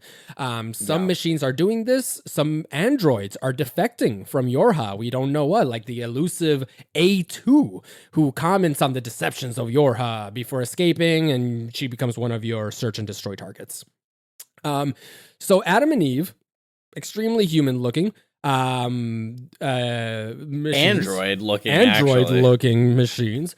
And this is like, to this point, we had already been asking ourselves a little bit of like, what's the difference between an android and a machine? What's the difference with this? When this happens, this is like, okay, what's even the difference anymore at this point? Mm-hmm. They reveal, which is a huge plot twist, that the alien race that created the machines have been dead for centuries. They've gone extinct, or maybe they haven't gone extinct. Maybe they're somewhere else in the cosmos. They're just not on Earth anymore. So this puts into question, wait, then what is Yorha doing? I guess Yorha's supposed to be attacking the machines. Okay, I guess. Adam and Eve carry an assault on the Resistance, which the Resistance is that human, I thought was human. Obviously, I was wrong. Android camp. 2B and 9S fend them off. 9S is captured by Adam. 2B goes rescue 9S, which sends... but kills Adam in the process. Like, in her, by this point, their relationship has gotten far and long enough that she is like, not just from a perspective of the mission demands it, is like, I now have a personal stake in saving 9S. She becomes emotional in the one place that she attempted to remain unemotional. You go to the world that never was to kill Adam. This sends Eve into a frenzy, spreading what? The world that never was is such a sick line when it's actually called the copied city, which is also equally sick. But I'm like, where is that? Listen. My thesis of this game at one point was that this is just Kingdom Hearts for adults. let's just leave it at that. Leave it at that. Now the world that never was makes a lot of sense. So you kill Adam. Eve, which is their brother, goes spreads out a logic virus, goes on a rampage. All the machines are going crazy. It's Armageddon. Together, you team up back with the rescued 9S and kill the brother Eve. But oh no! As you kill Eve, 9S becomes infected with a logic virus. Oh no! Not nines. And he asks 2B to kill him because if he stays alive, he can infect other androids, so he must be killed. His body can't be backed up to the bunker. Yes. And 2B kills him. Oh no, so sad. Then 30 seconds later, JK, he moved his consciousness to a machine that was nearby, so he's okay. He just looks like a robot now. It's okay. And he's not infected with the logic virus. Yeah, he's not infected. Don't worry about it. It's a really nice, happy ending. Yeah. Jason. And credits roll, if that wasn't obvious. And that's the game. That's the game. And they have a very sweet moment, and it's, it's a great game. It's, well, okay. Here's where I'm coming from immediately. First off, for all of the commentary that you see online regarding the ubiquity of enemies, there's like 5 enemy types, they just have some different colors, you fight them a million times. The boss fights in this game are so good. There is like not a bad boss fight, and a lot of the time, the bosses actually the bosses are phased and staged, and so they feel extremely like narratively important and meaningful, and they just feel very epic in like ways that fighting the normal enemies do not. Mm-hmm. And it also does not feel like you just hit like the RPG, like you're fighting Kefka for the first time, or you're fighting the Ghost Train or whatever, and it's like, no, like you're going to fight Engels, and you're going to fight but first you have to fight Marks, and you have to fight his arms, and you have to fight Engels as a whole, and then you have to get the flight unit, and then you have to fight Engels from the flight unit, and you have to like do all these different things. And all these different steps, I think, could feel very tedious. I found them to be like really refreshing because it made the bosses feel like bosses, and it made me really excited to get to the next section, to get to the next part of the map and fight the new boss. And so maybe the opera singer is the worst one of the bunch. Really, a little forgettable. I would have said that was one of the better ones. That's one of the more memorable. I liked it a lot, but I'm just thinking like in general, like it's maybe the least for me. Interesting is probably the ocean one, the ocean boss. Oh, the fish. I just felt like it went on A, too long, and B, once you realize that you just need to smack heavy attack, which destroys the bullets, it kind of becomes trivial. Like, yeah, it's not difficult, challenging enough, and it is very long. I have opinions about that fight that I think I'll save. Okay, sure. But yeah, so I think that as a whole, it's a very satisfactory story. It's not disappointing.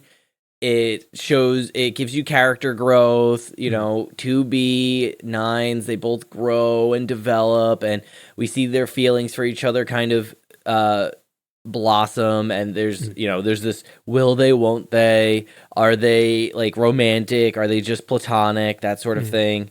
I think that it almost feels obvious that with the introduction of these androids as the alternative to the machine menace, that the machine life forms would go as far as to create their own androids to resist the androids. It's what I like about this ending is with this story is it really drives home that the machines are constantly developing and creating new solutions to existing problems. They are thinking like machines. They are iterating constantly on the information and the stimulus that they're given, whereas the androids feel very, very, very stagnant, like a machine would, right? You think of a machine, machines don't learn, machines don't develop, machines do what you tell them.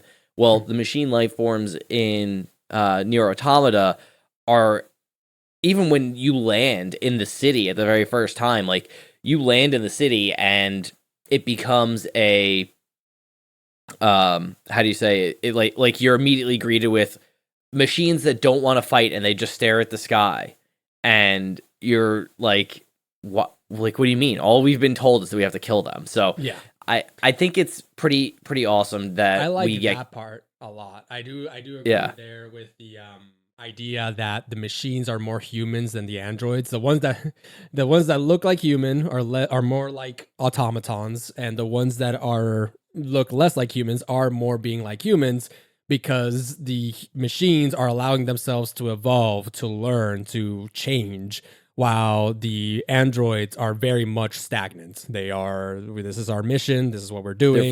They're following a protocol that is extremely stringent. Yes. This ending with Adam and Eve being the big bad, I'm be completely honest, I was a little bit disappointed. Not with the story. The story is great. I just did not expect the story to end there, because Adam and Eve, in my opinion, seem to be like the least interesting of all the questions that the game is trying to ask, of like, why A2? We don't know. We don't learn anything about A2. Why did she defect? The Resistance. What is their purpose? What are they doing on Earth? What are they like? Why do they seem to have their own society and their own stuff? Are they more like the machines versus Yorha? You have Pascal and the pacifist machine network and all these different things. And all those things just seemed so much more interesting to me that the game ending on having a character who dies due to the Jafar genie thing of like, this is what the reason Adam dies is because he essentially allows himself to become mortal because he wants to learn what it is to be more human, essentially, and you kill him. And Eve just goes crazy because he loves his brother. That it kind of felt a little bit simple and a little bit, we just need a big bad to kill, and we are just going to have the big bad, and you're just going to fight them, and the boss battle is going to be cool, but it's not going to be as thematically resonant, in my opinion, as all the other stuff, questions and thread lines that there were. Like I mentioned, how much I love of loose threads. I love how many loose threads there are, not because I thought that they were going to get all answered. I was like, there's no way they're going to answer all of these, but it makes the world feel very lived and very like this is a living world. Populated, things are happening. Yeah. This is very populated. And in my opinion, the thread that got decided to make the ending was kind of a little bit of a letdown. Also, the final, so there's a huge thing like we were mentioning about 2B killing 9S, and this is a very emotional point. And I got that actually was emotional. Like, oh no, like this is gonna happen. But I kind of got undercut a little bit in something that 2B says that I personally felt did not deserve this yet. It did not deserve this, which is 2B says throughout the game we learn, and we'll talk a little bit about saving in this game and game overs and all these different things. We learned that the narrative about whenever you die, what's happening is that you're actually uploading your saved memories. So last time you saved are getting saved, you're saving the android's memories. And what happens when you die is that you're being taken back to, they're giving you a new body with the memories that you last uploaded or you last saved with. And that is the narrative, which is great. Love it. Ask the question of like, okay, so it means that our memories is what makes us us. Are we the same people as the people that like that? All these great stuff. A+ from, and then 2B says something to 9S, which is 9S says, "Oh, it's okay. I will be I'm already uploaded to the bunker. You'll get another 9S. You'll be fine." And 2B says, "No. I don't want to lose you, the 9S that is here right now. I don't want to lose, like, that'll have your memories and whatever, but it won't be the same 9S as the one." And I personally felt like while I had noticed that theme and I was very interested in exploring that theme, I don't feel like 2B ever really engaged in that theme as of yet. It was a very Kingdom Hearts is light moment to me of like, wait, where's this coming from, 2B? But you've never mentioned that Kingdom Hearts is light, Fran. Yeah, but Sora had never heard of Kingdom Hearts until he mentioned, I know deep down in my heart that Kingdom Hearts is light. Okay, why? Why did you say that? Because Roxas knew that from when his time he spent with Naomi. Okay, the Kingdom Hearts storytelling is better than Nier Automata. No, I'm sorry. No. I'm sorry, Jason. You've done this. I cracked the nut. So I felt like there was a little bit there of like the author forcing the character to say something that she wouldn't have said at that point in time. Because I love that idea, that mechanic, and let's talk. I want you, if you want to mention a little bit, because I was about to talk a little bit more about mechanically, gameway wise, how that saving stuff works. Do you feel that way about how to be in that moment? Like. So, I disagree. Okay. I'll state it flatly. I disagree with your read there. I think that it's with it's going to require me to bury the lead, and I will continue to do so for the sake of this, but Mhm. I think that it's, to me, very telling Mhm. that 2B reacts this way to potentially losing the nines that she had, specifically in reference to the very beginning of the game where you blow up, you activate your black boxes to defeat the three angles that are bearing down on you right at the prologue of the game with 2B and 9S, and you wake up on the bunker with full memory of what had happened because you're the player, but then that information is also given to 2B because she had her information backed up to the bunker as of like that fight by 9S, who could not back up his own memory. So the game basically, after the prologue, begins with a fresh 9S, and all of the time spent would have to just basically be recreated, and it wouldn't be the 9S that fought Eve with her and stuff like that. It's unclear how far back 9S would be rolled, and I'll just leave it at this, in that I love the way that the save system ties into the narrative function of androids and memory.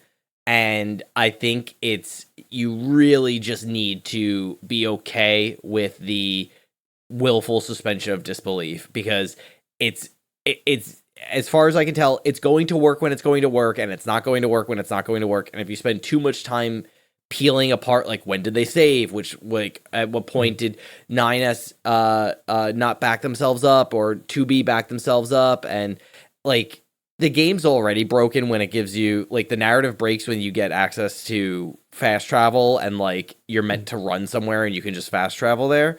So I just take it that I see the through line from the very beginning of the game in the prologue to the end, why 2B would say that, and I like that line, and I also see where you're coming from, because it does feel like it's not what you would expect out of 2B at that point. It's like the first moment of her really recognizing how much she cares about nines.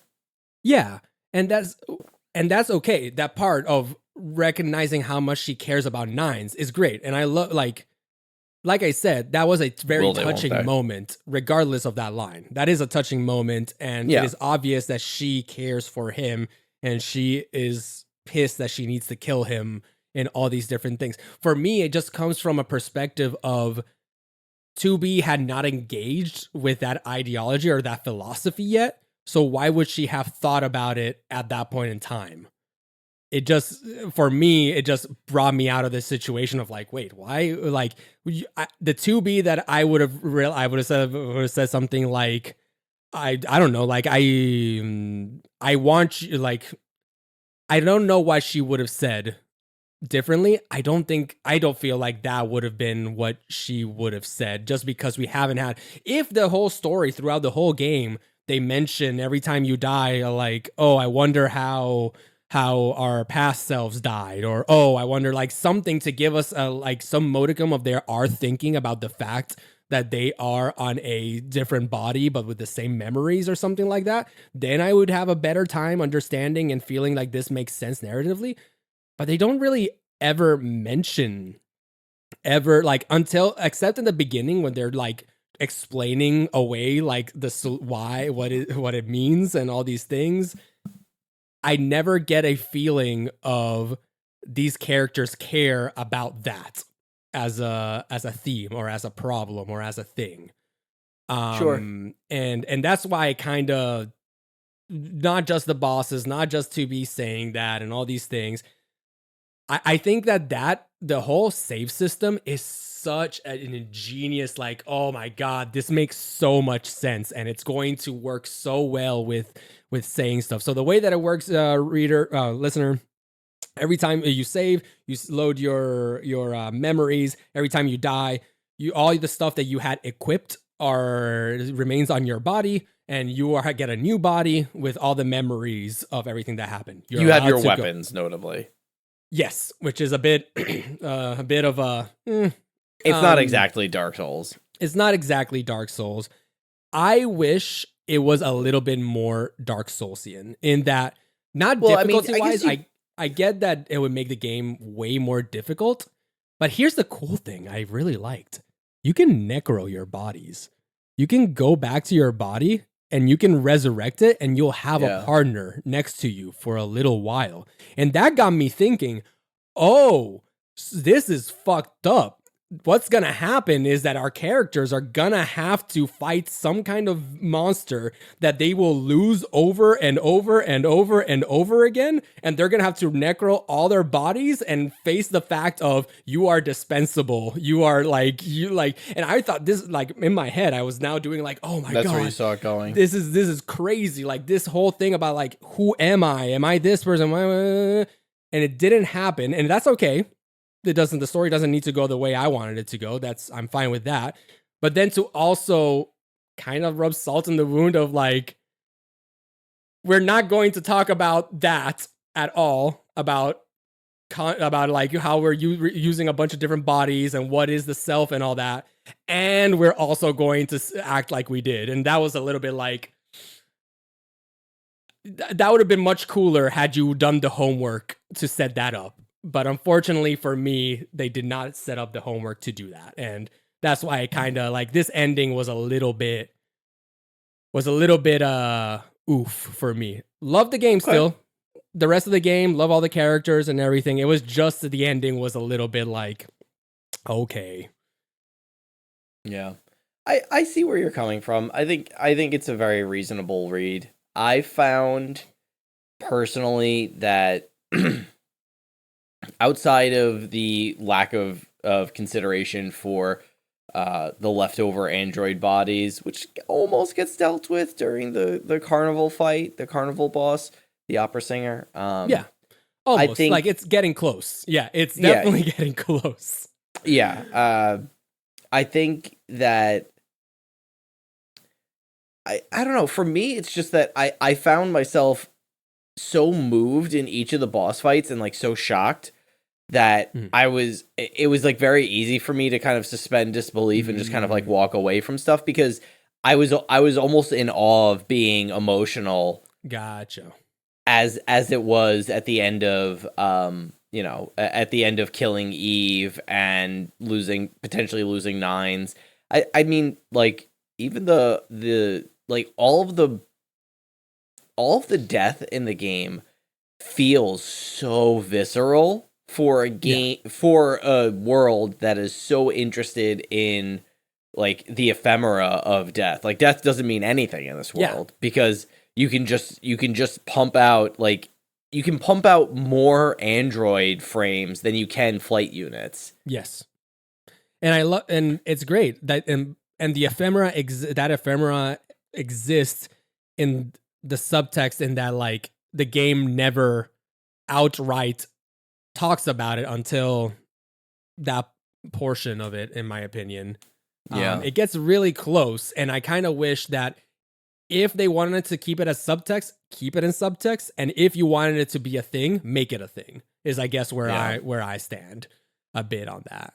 That kind of lines up, though, with, I think, other readings you've had of other games where you want you kind of want everybody to have a lot of skin in the game when it comes to telling super emotional stories, I feel. So I think that lines up with previous readings that we've both had. I tend to be a lot more loosey-goosey. If the vibes were good, I'm happy about it. So you were mentioning the vibes were pretty good. You were mentioning how bosses are so, like, integral to this, and I was like, that's another Kingdom Hearts thing, where it's like, I mean, it wasn't. I mean, I wish you had led with that in the spoiler-free section, because it really does kind of feel like Kingdom Hearts for adults. Like, there's I don't think we really talked about it. The game's pretty gory. There's a lot of blood. I mean, it's not the goriest game I've ever played, but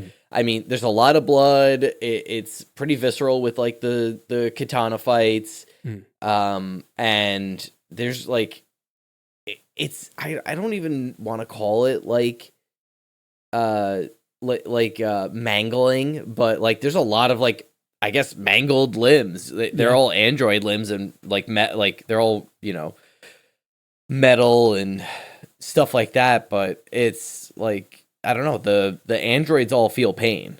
Yeah. Which is another really exciting, interesting note, that all these androids feel pain and they all experience pain and they experience the loss of control when they get infected with logic viruses, and they have this and they have these pre-canned emotions programmed into them despite being quote unquote emotionless. One of my favorite parts, and we didn't discuss it at all earlier, is the relationship between 2B and her operator. Yeah. Which is a shame. I did not get as much as I wanted to. I realized later that there were a lot more side quests related to that, and I did not get to do any of that, and I regret it. Me too. I didn't have a Desert Rose for her, and once I realized I could not find another one, and I guess for a peek behind the curtains before I continue the story, Fran and I have been playing the game for a little while now, just like physical time across the end of this year. So we've pushed the record date on this back, I think, twice. Yeah. First, I wanted more time coming off the back of Sons of Liberty, and then the second time, Fran wanted more time to. I think we just needed physical time in our schedules to even get like to this point where we could record tonight. And that being said, like I beat the game on the plane back and forth from vacation. I saw Fran like a week ago in Canada, so like it's been a lot of travel for me and my partner after Fran finished traveling with his partner. So we've had a lot of delays, which our new schedule is fantastic at accommodating. So shout out to our new schedule. We could not do that this last year. So we've been playing this game for physically weeks, and like probably 3 to 4 weeks at this point. So it's like I felt so much pressure to not to like skip those side quests and just keep going to finish the game. And if I had known our timeline then, I would have absolutely done them. But yeah, I regret not doing more of them because the relationship between like 2B and 9S and 2B, and I want to say is it 21-0? 21-0, I believe, is 9S's operator. Oh, okay. Either way, 2B's operator. 6-0. So 6-0 is so similar to 9S. It's like all 2B does is like Gravwell all of these androids that are so desperate for human companionship, and she wants nothing to do with it. And I don't know, it's just like such a human experience. It felt very like Metal Gear Solid adjacent, where like I'm getting codec calls that are kind of meaningless, and at the same time, like it feels so like it also just feels like very human. It feels very natural. Like this person's reaching out and has never left the bunker and wants to know what it's like to feel the sun and see water and go fishing and like walk through the grass and see a moose and like all the stupidly seeming stuff. And 2B is mostly just humoring her throughout the experience. And yet you can tell like it's like wearing down on the sort of cold, like the coldness of her personality too, with 6-0 and 9S both humanizing 2B's experience. Yeah. And 21-0 being more like 2B, where she is a lot more like the mission is what is important and all these different things, especially when she talks to 9S. So yeah. I've been a little bit down, as I've mentioned, with this ending and with this story, but what you just mentioned is Nier Automata. Nier Automata is so much more about the micro interactions and the micro storytelling and the micro like threads that it sets up for you than the like credits ending, The grand narrative. the grand narrative, I feel personally. And that's why I agree. And that's why for me, even I can even dislike the ending and still be like, God damn, that was a good game. Yeah. I think compared to Kingdom Hearts does not tell little stories well. And I think Nier Automata is a showcase in how to tell very little stories well. Yes. All of the side quests are so good. The characters feel very like visceral and real. The number of side quests that are I'm missing, my friend's missing, I haven't heard from them, can you please help me? And it ends in usually terrible tragedy. It's just like it's just like very moving. I mean, there's a resistance side quest I remember where they ask you to find their friend who's last seen in the desert chasing down a machine who the machine had killed one of their other friends, and it sparked this like endless like revenge war between the androids and the machines, where one android got killed by one bloodthirsty machine and then triggered one other android to go kill the bloodthirsty machine, which triggered another bloodthirsty machine to go for revenge, and like told like a very traditional tale of like what revenge and vengeance does to a community, what it does to your personality, to your mindset, and it just ends horribly. There's no clean solution. You kill a bunch of machines, a bunch of androids die alone. That's what comes of this. And it's like, this is the story that's being told while 2-0 is asking you if you've ever seen a desert rose, and 9S is asking you to call him Nines. And like Father right Servo is asking you to fight him to death. Servo, and the little sister's asking you where babies come from, and you're like, I don't know if you did that. Yeah, it's like I did. Yeah, I did though. It's like the side quests are, I think, so important to the experience of like at least going through a bunch of them. I think is very important to the experience of what Nier Automata is creating, because it's showing the world that exists without humans in the face of this deeply like post-apocalyptic world. Yeah. Yeah, I just, some of them are just so meaningful and so touching. Like it's kind of overwhelming thinking back on how many of them I really was like shocked to find myself tickled by or moved by. I'm not all like I feel very burned on side quests as of late. I don't feel like games that give you a quest log and then populate it with side quests are being very genuine to storytelling like this is. I'm notably looking directly down the barrel at Final Fantasy 16, who has a side quest log full of quests that are go here, kill 12 bees, collect 5 pieces of honey, bring it back. Thank you so much. The town's better for it. Like there's a couple of them that the are town's better for it. You have no idea. Yeah. You're told. There's a couple story related side quests in Final Fantasy 16, but I mean that's a game that's so steeped in its tradition as Final Fantasy. It's hype level at being like the first like next gen Final Fantasy, all this stuff, and it's like Yoko Taro and his team wrote so many better side quests in 2017. Yeah.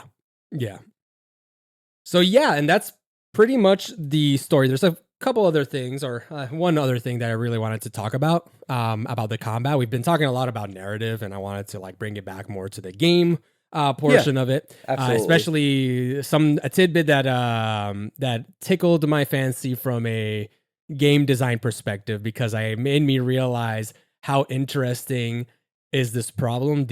What I'm calling, I have no idea it probably has a real name, but I'm calling it the assassin tomahawk problem. Ooh. Shout out to Assassin's Creed 3. So in this game, in Nier Automata, we haven't talked too much about the combat, but one of the cool things about it is that you get 2 weapon loadouts, in which one weapon loadout is light, well, it's not light sword, heavy sword. You can choose to be 2 heavy swords, 2 light swords, whatever you want, and you can press the D-pad up to switch between loadouts. But here's the Assassin Tomahawk problem. It's a problem that comes with combating desires between character design and balancing design or gameplay design, in which sometimes you want the default character and all their equipment to look badass to sell the character. You want them to give them the Buster Sword. You want to give them XYZ, insert weapon here, the Brothership's Treaty and all that stuff from Final Fantasy X and all this stuff. You want to give your characters cool looking clothes and cool looking weapons to match. Problem: if your game is an RPG where you're going to have a bunch of different equipment, what happens when the default one just looks so much cooler than everything else you get? And I call it the Assassin Tomahawk problem because while I was playing Assassin's Creed 3, you get this badass tomahawk with like the assassin insignia as the blade, and it's badass, and it's the weakest blade, like sidearm in the game. But I never changed it because it looked so cool that I was like, I will take the gameplay difficulty just to keep this and get to see this in my hand. And Nier had that issue at first as well, where Virtuous Treaty and what was the Virtuous name? Contract. Virtuous Contract are so sleek. They just clean match the aesthetic of 2B so well that I just never swapped weapons because I was like, I don't want to look at this clunky phoenix looking monstrosity. I don't want this machine sword to appear from the back of my head. I want the katanas because they look so nice. And so that is the problem. How do you balance the character design? How do you make a character design that is compelling, but still doesn't go to waste all your other efforts in upgrades and in like other weaponry and stuff like that? And I came to a few conclusions. One of which Nier Automata does, which is great, which is why I said they almost fell into this problem, into this trap, but they got themselves out of it. Way number 1, have all weapons be upgradable such that you're not taking a balancing or difficulty hit. In Nier Automata, you can upgrade your main weapons, the Virtuous Treaty and Virtuous Contract, to be on par with any other weapon that you get in the game. Amazing. This means that now I don't need to take a difficulty hit just to look cool. I can just upgrade the weapons that I like because aesthetics is primo for me. Vibes need to be met. So that's awesome. That's one thing that you can do. Thing number 2, make your default weapon be very simplistic and very bare bones. So your Kingdom Hearts with the Kingdom Key, right? Yeah. Very nice design, very straightforward. Gets more complicated and more cool in other ways, but the main design is really cool, really awesome. We love to see that. Another way, have equipments be side grades rather than straight upgrades. So that way you don't feel compelled to have to like switch over to the other ones. So this is an interesting problem. I don't have all the solutions. And this is something that as I was playing this game, I kind of realized I wasn't engaging with the mechanics of the weapons that much. I don't know. Did you try many other weapons? Yes. To put it shortly, yes, I did. One of my favorite parts of hack and slash games like this when you get the option to select different weapons, especially when they change your play style. And I thoroughly enjoy exploring those systems. So I played with Virtuous Treaty for most of the game, and then my heavy sword was Beast Lord or Beastmaster. Notably, at the beginning of the game, you do not have Virtuous Contract. You have to go pick it back up from your first death in the prologue. So I had already swapped to, I hadn't been using it, and it wasn't upgraded. So it was a lot harder for me to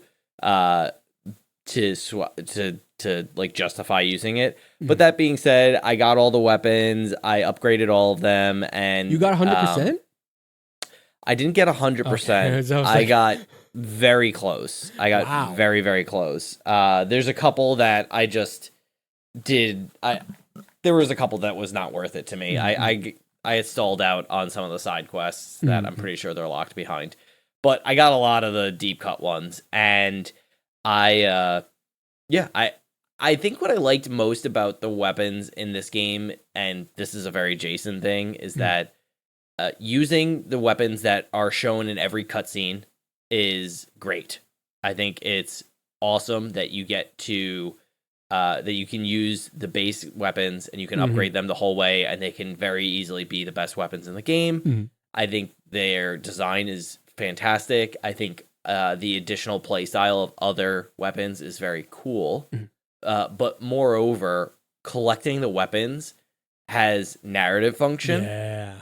And I think that is such an underrated space, because all of the weapons in the game have this feeling of like, we can make infinite androids, we can make infinite machines, but the weapons we wield are very expertly crafted. Even the Yorha weapons are like, those are typed and like they're upgrades and models, but everything that isn't a Yorha weapon or a machine weapon has this weight that is unique to the experience of what's going on. And I love that in the menus of the weapons, you can select their story, and each weapon tells a story that as you upgrade it, you get more and more story.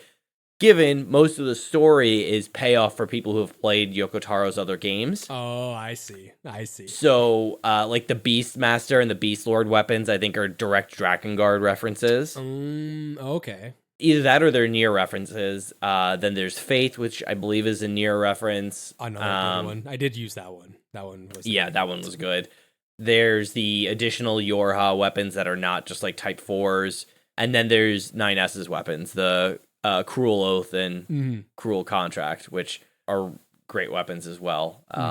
I love it. I think it's so cool that you get some of Nier Automata's story, you get some of the backstory of like the world, because there's some mythology stories that are being told there. There's some Drakengard, there's some Nier Replicant / Gestalt. I'm sure there's a lot of like light novels and manga and plays that Yoko Taro put in there.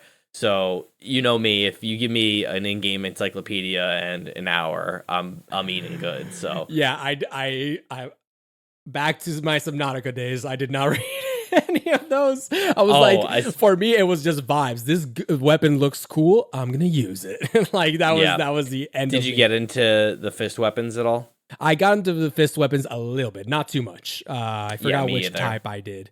To be honest, most of my combat was not like exploration was not in the weapons. It was more in the chips. That's where I was really into the chips. My exploration.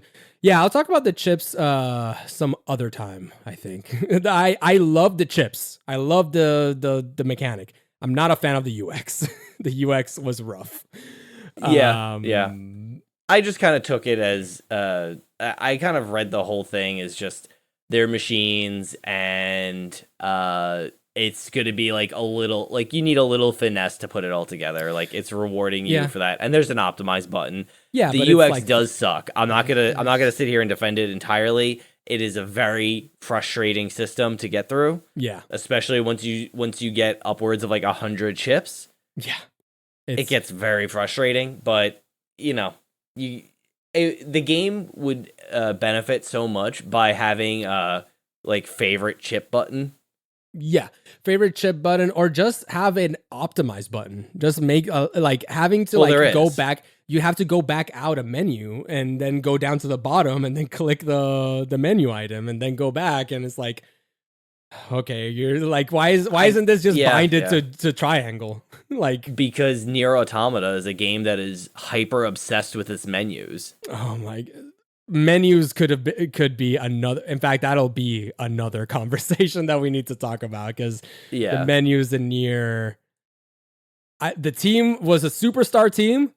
I don't know if they had a UX designer, because I think they did, but they're like they set the tone for their menus at the very beginning of the game, where you wake back up as 2B and 9S is like walking you through menuing to turn on like like sliders and like brightness and stuff like that, and it has like real physical impact on your gameplay. Like it's just like it's a cool touch that helps ingratiate and entrench the player in 2B's perspective. Yeah.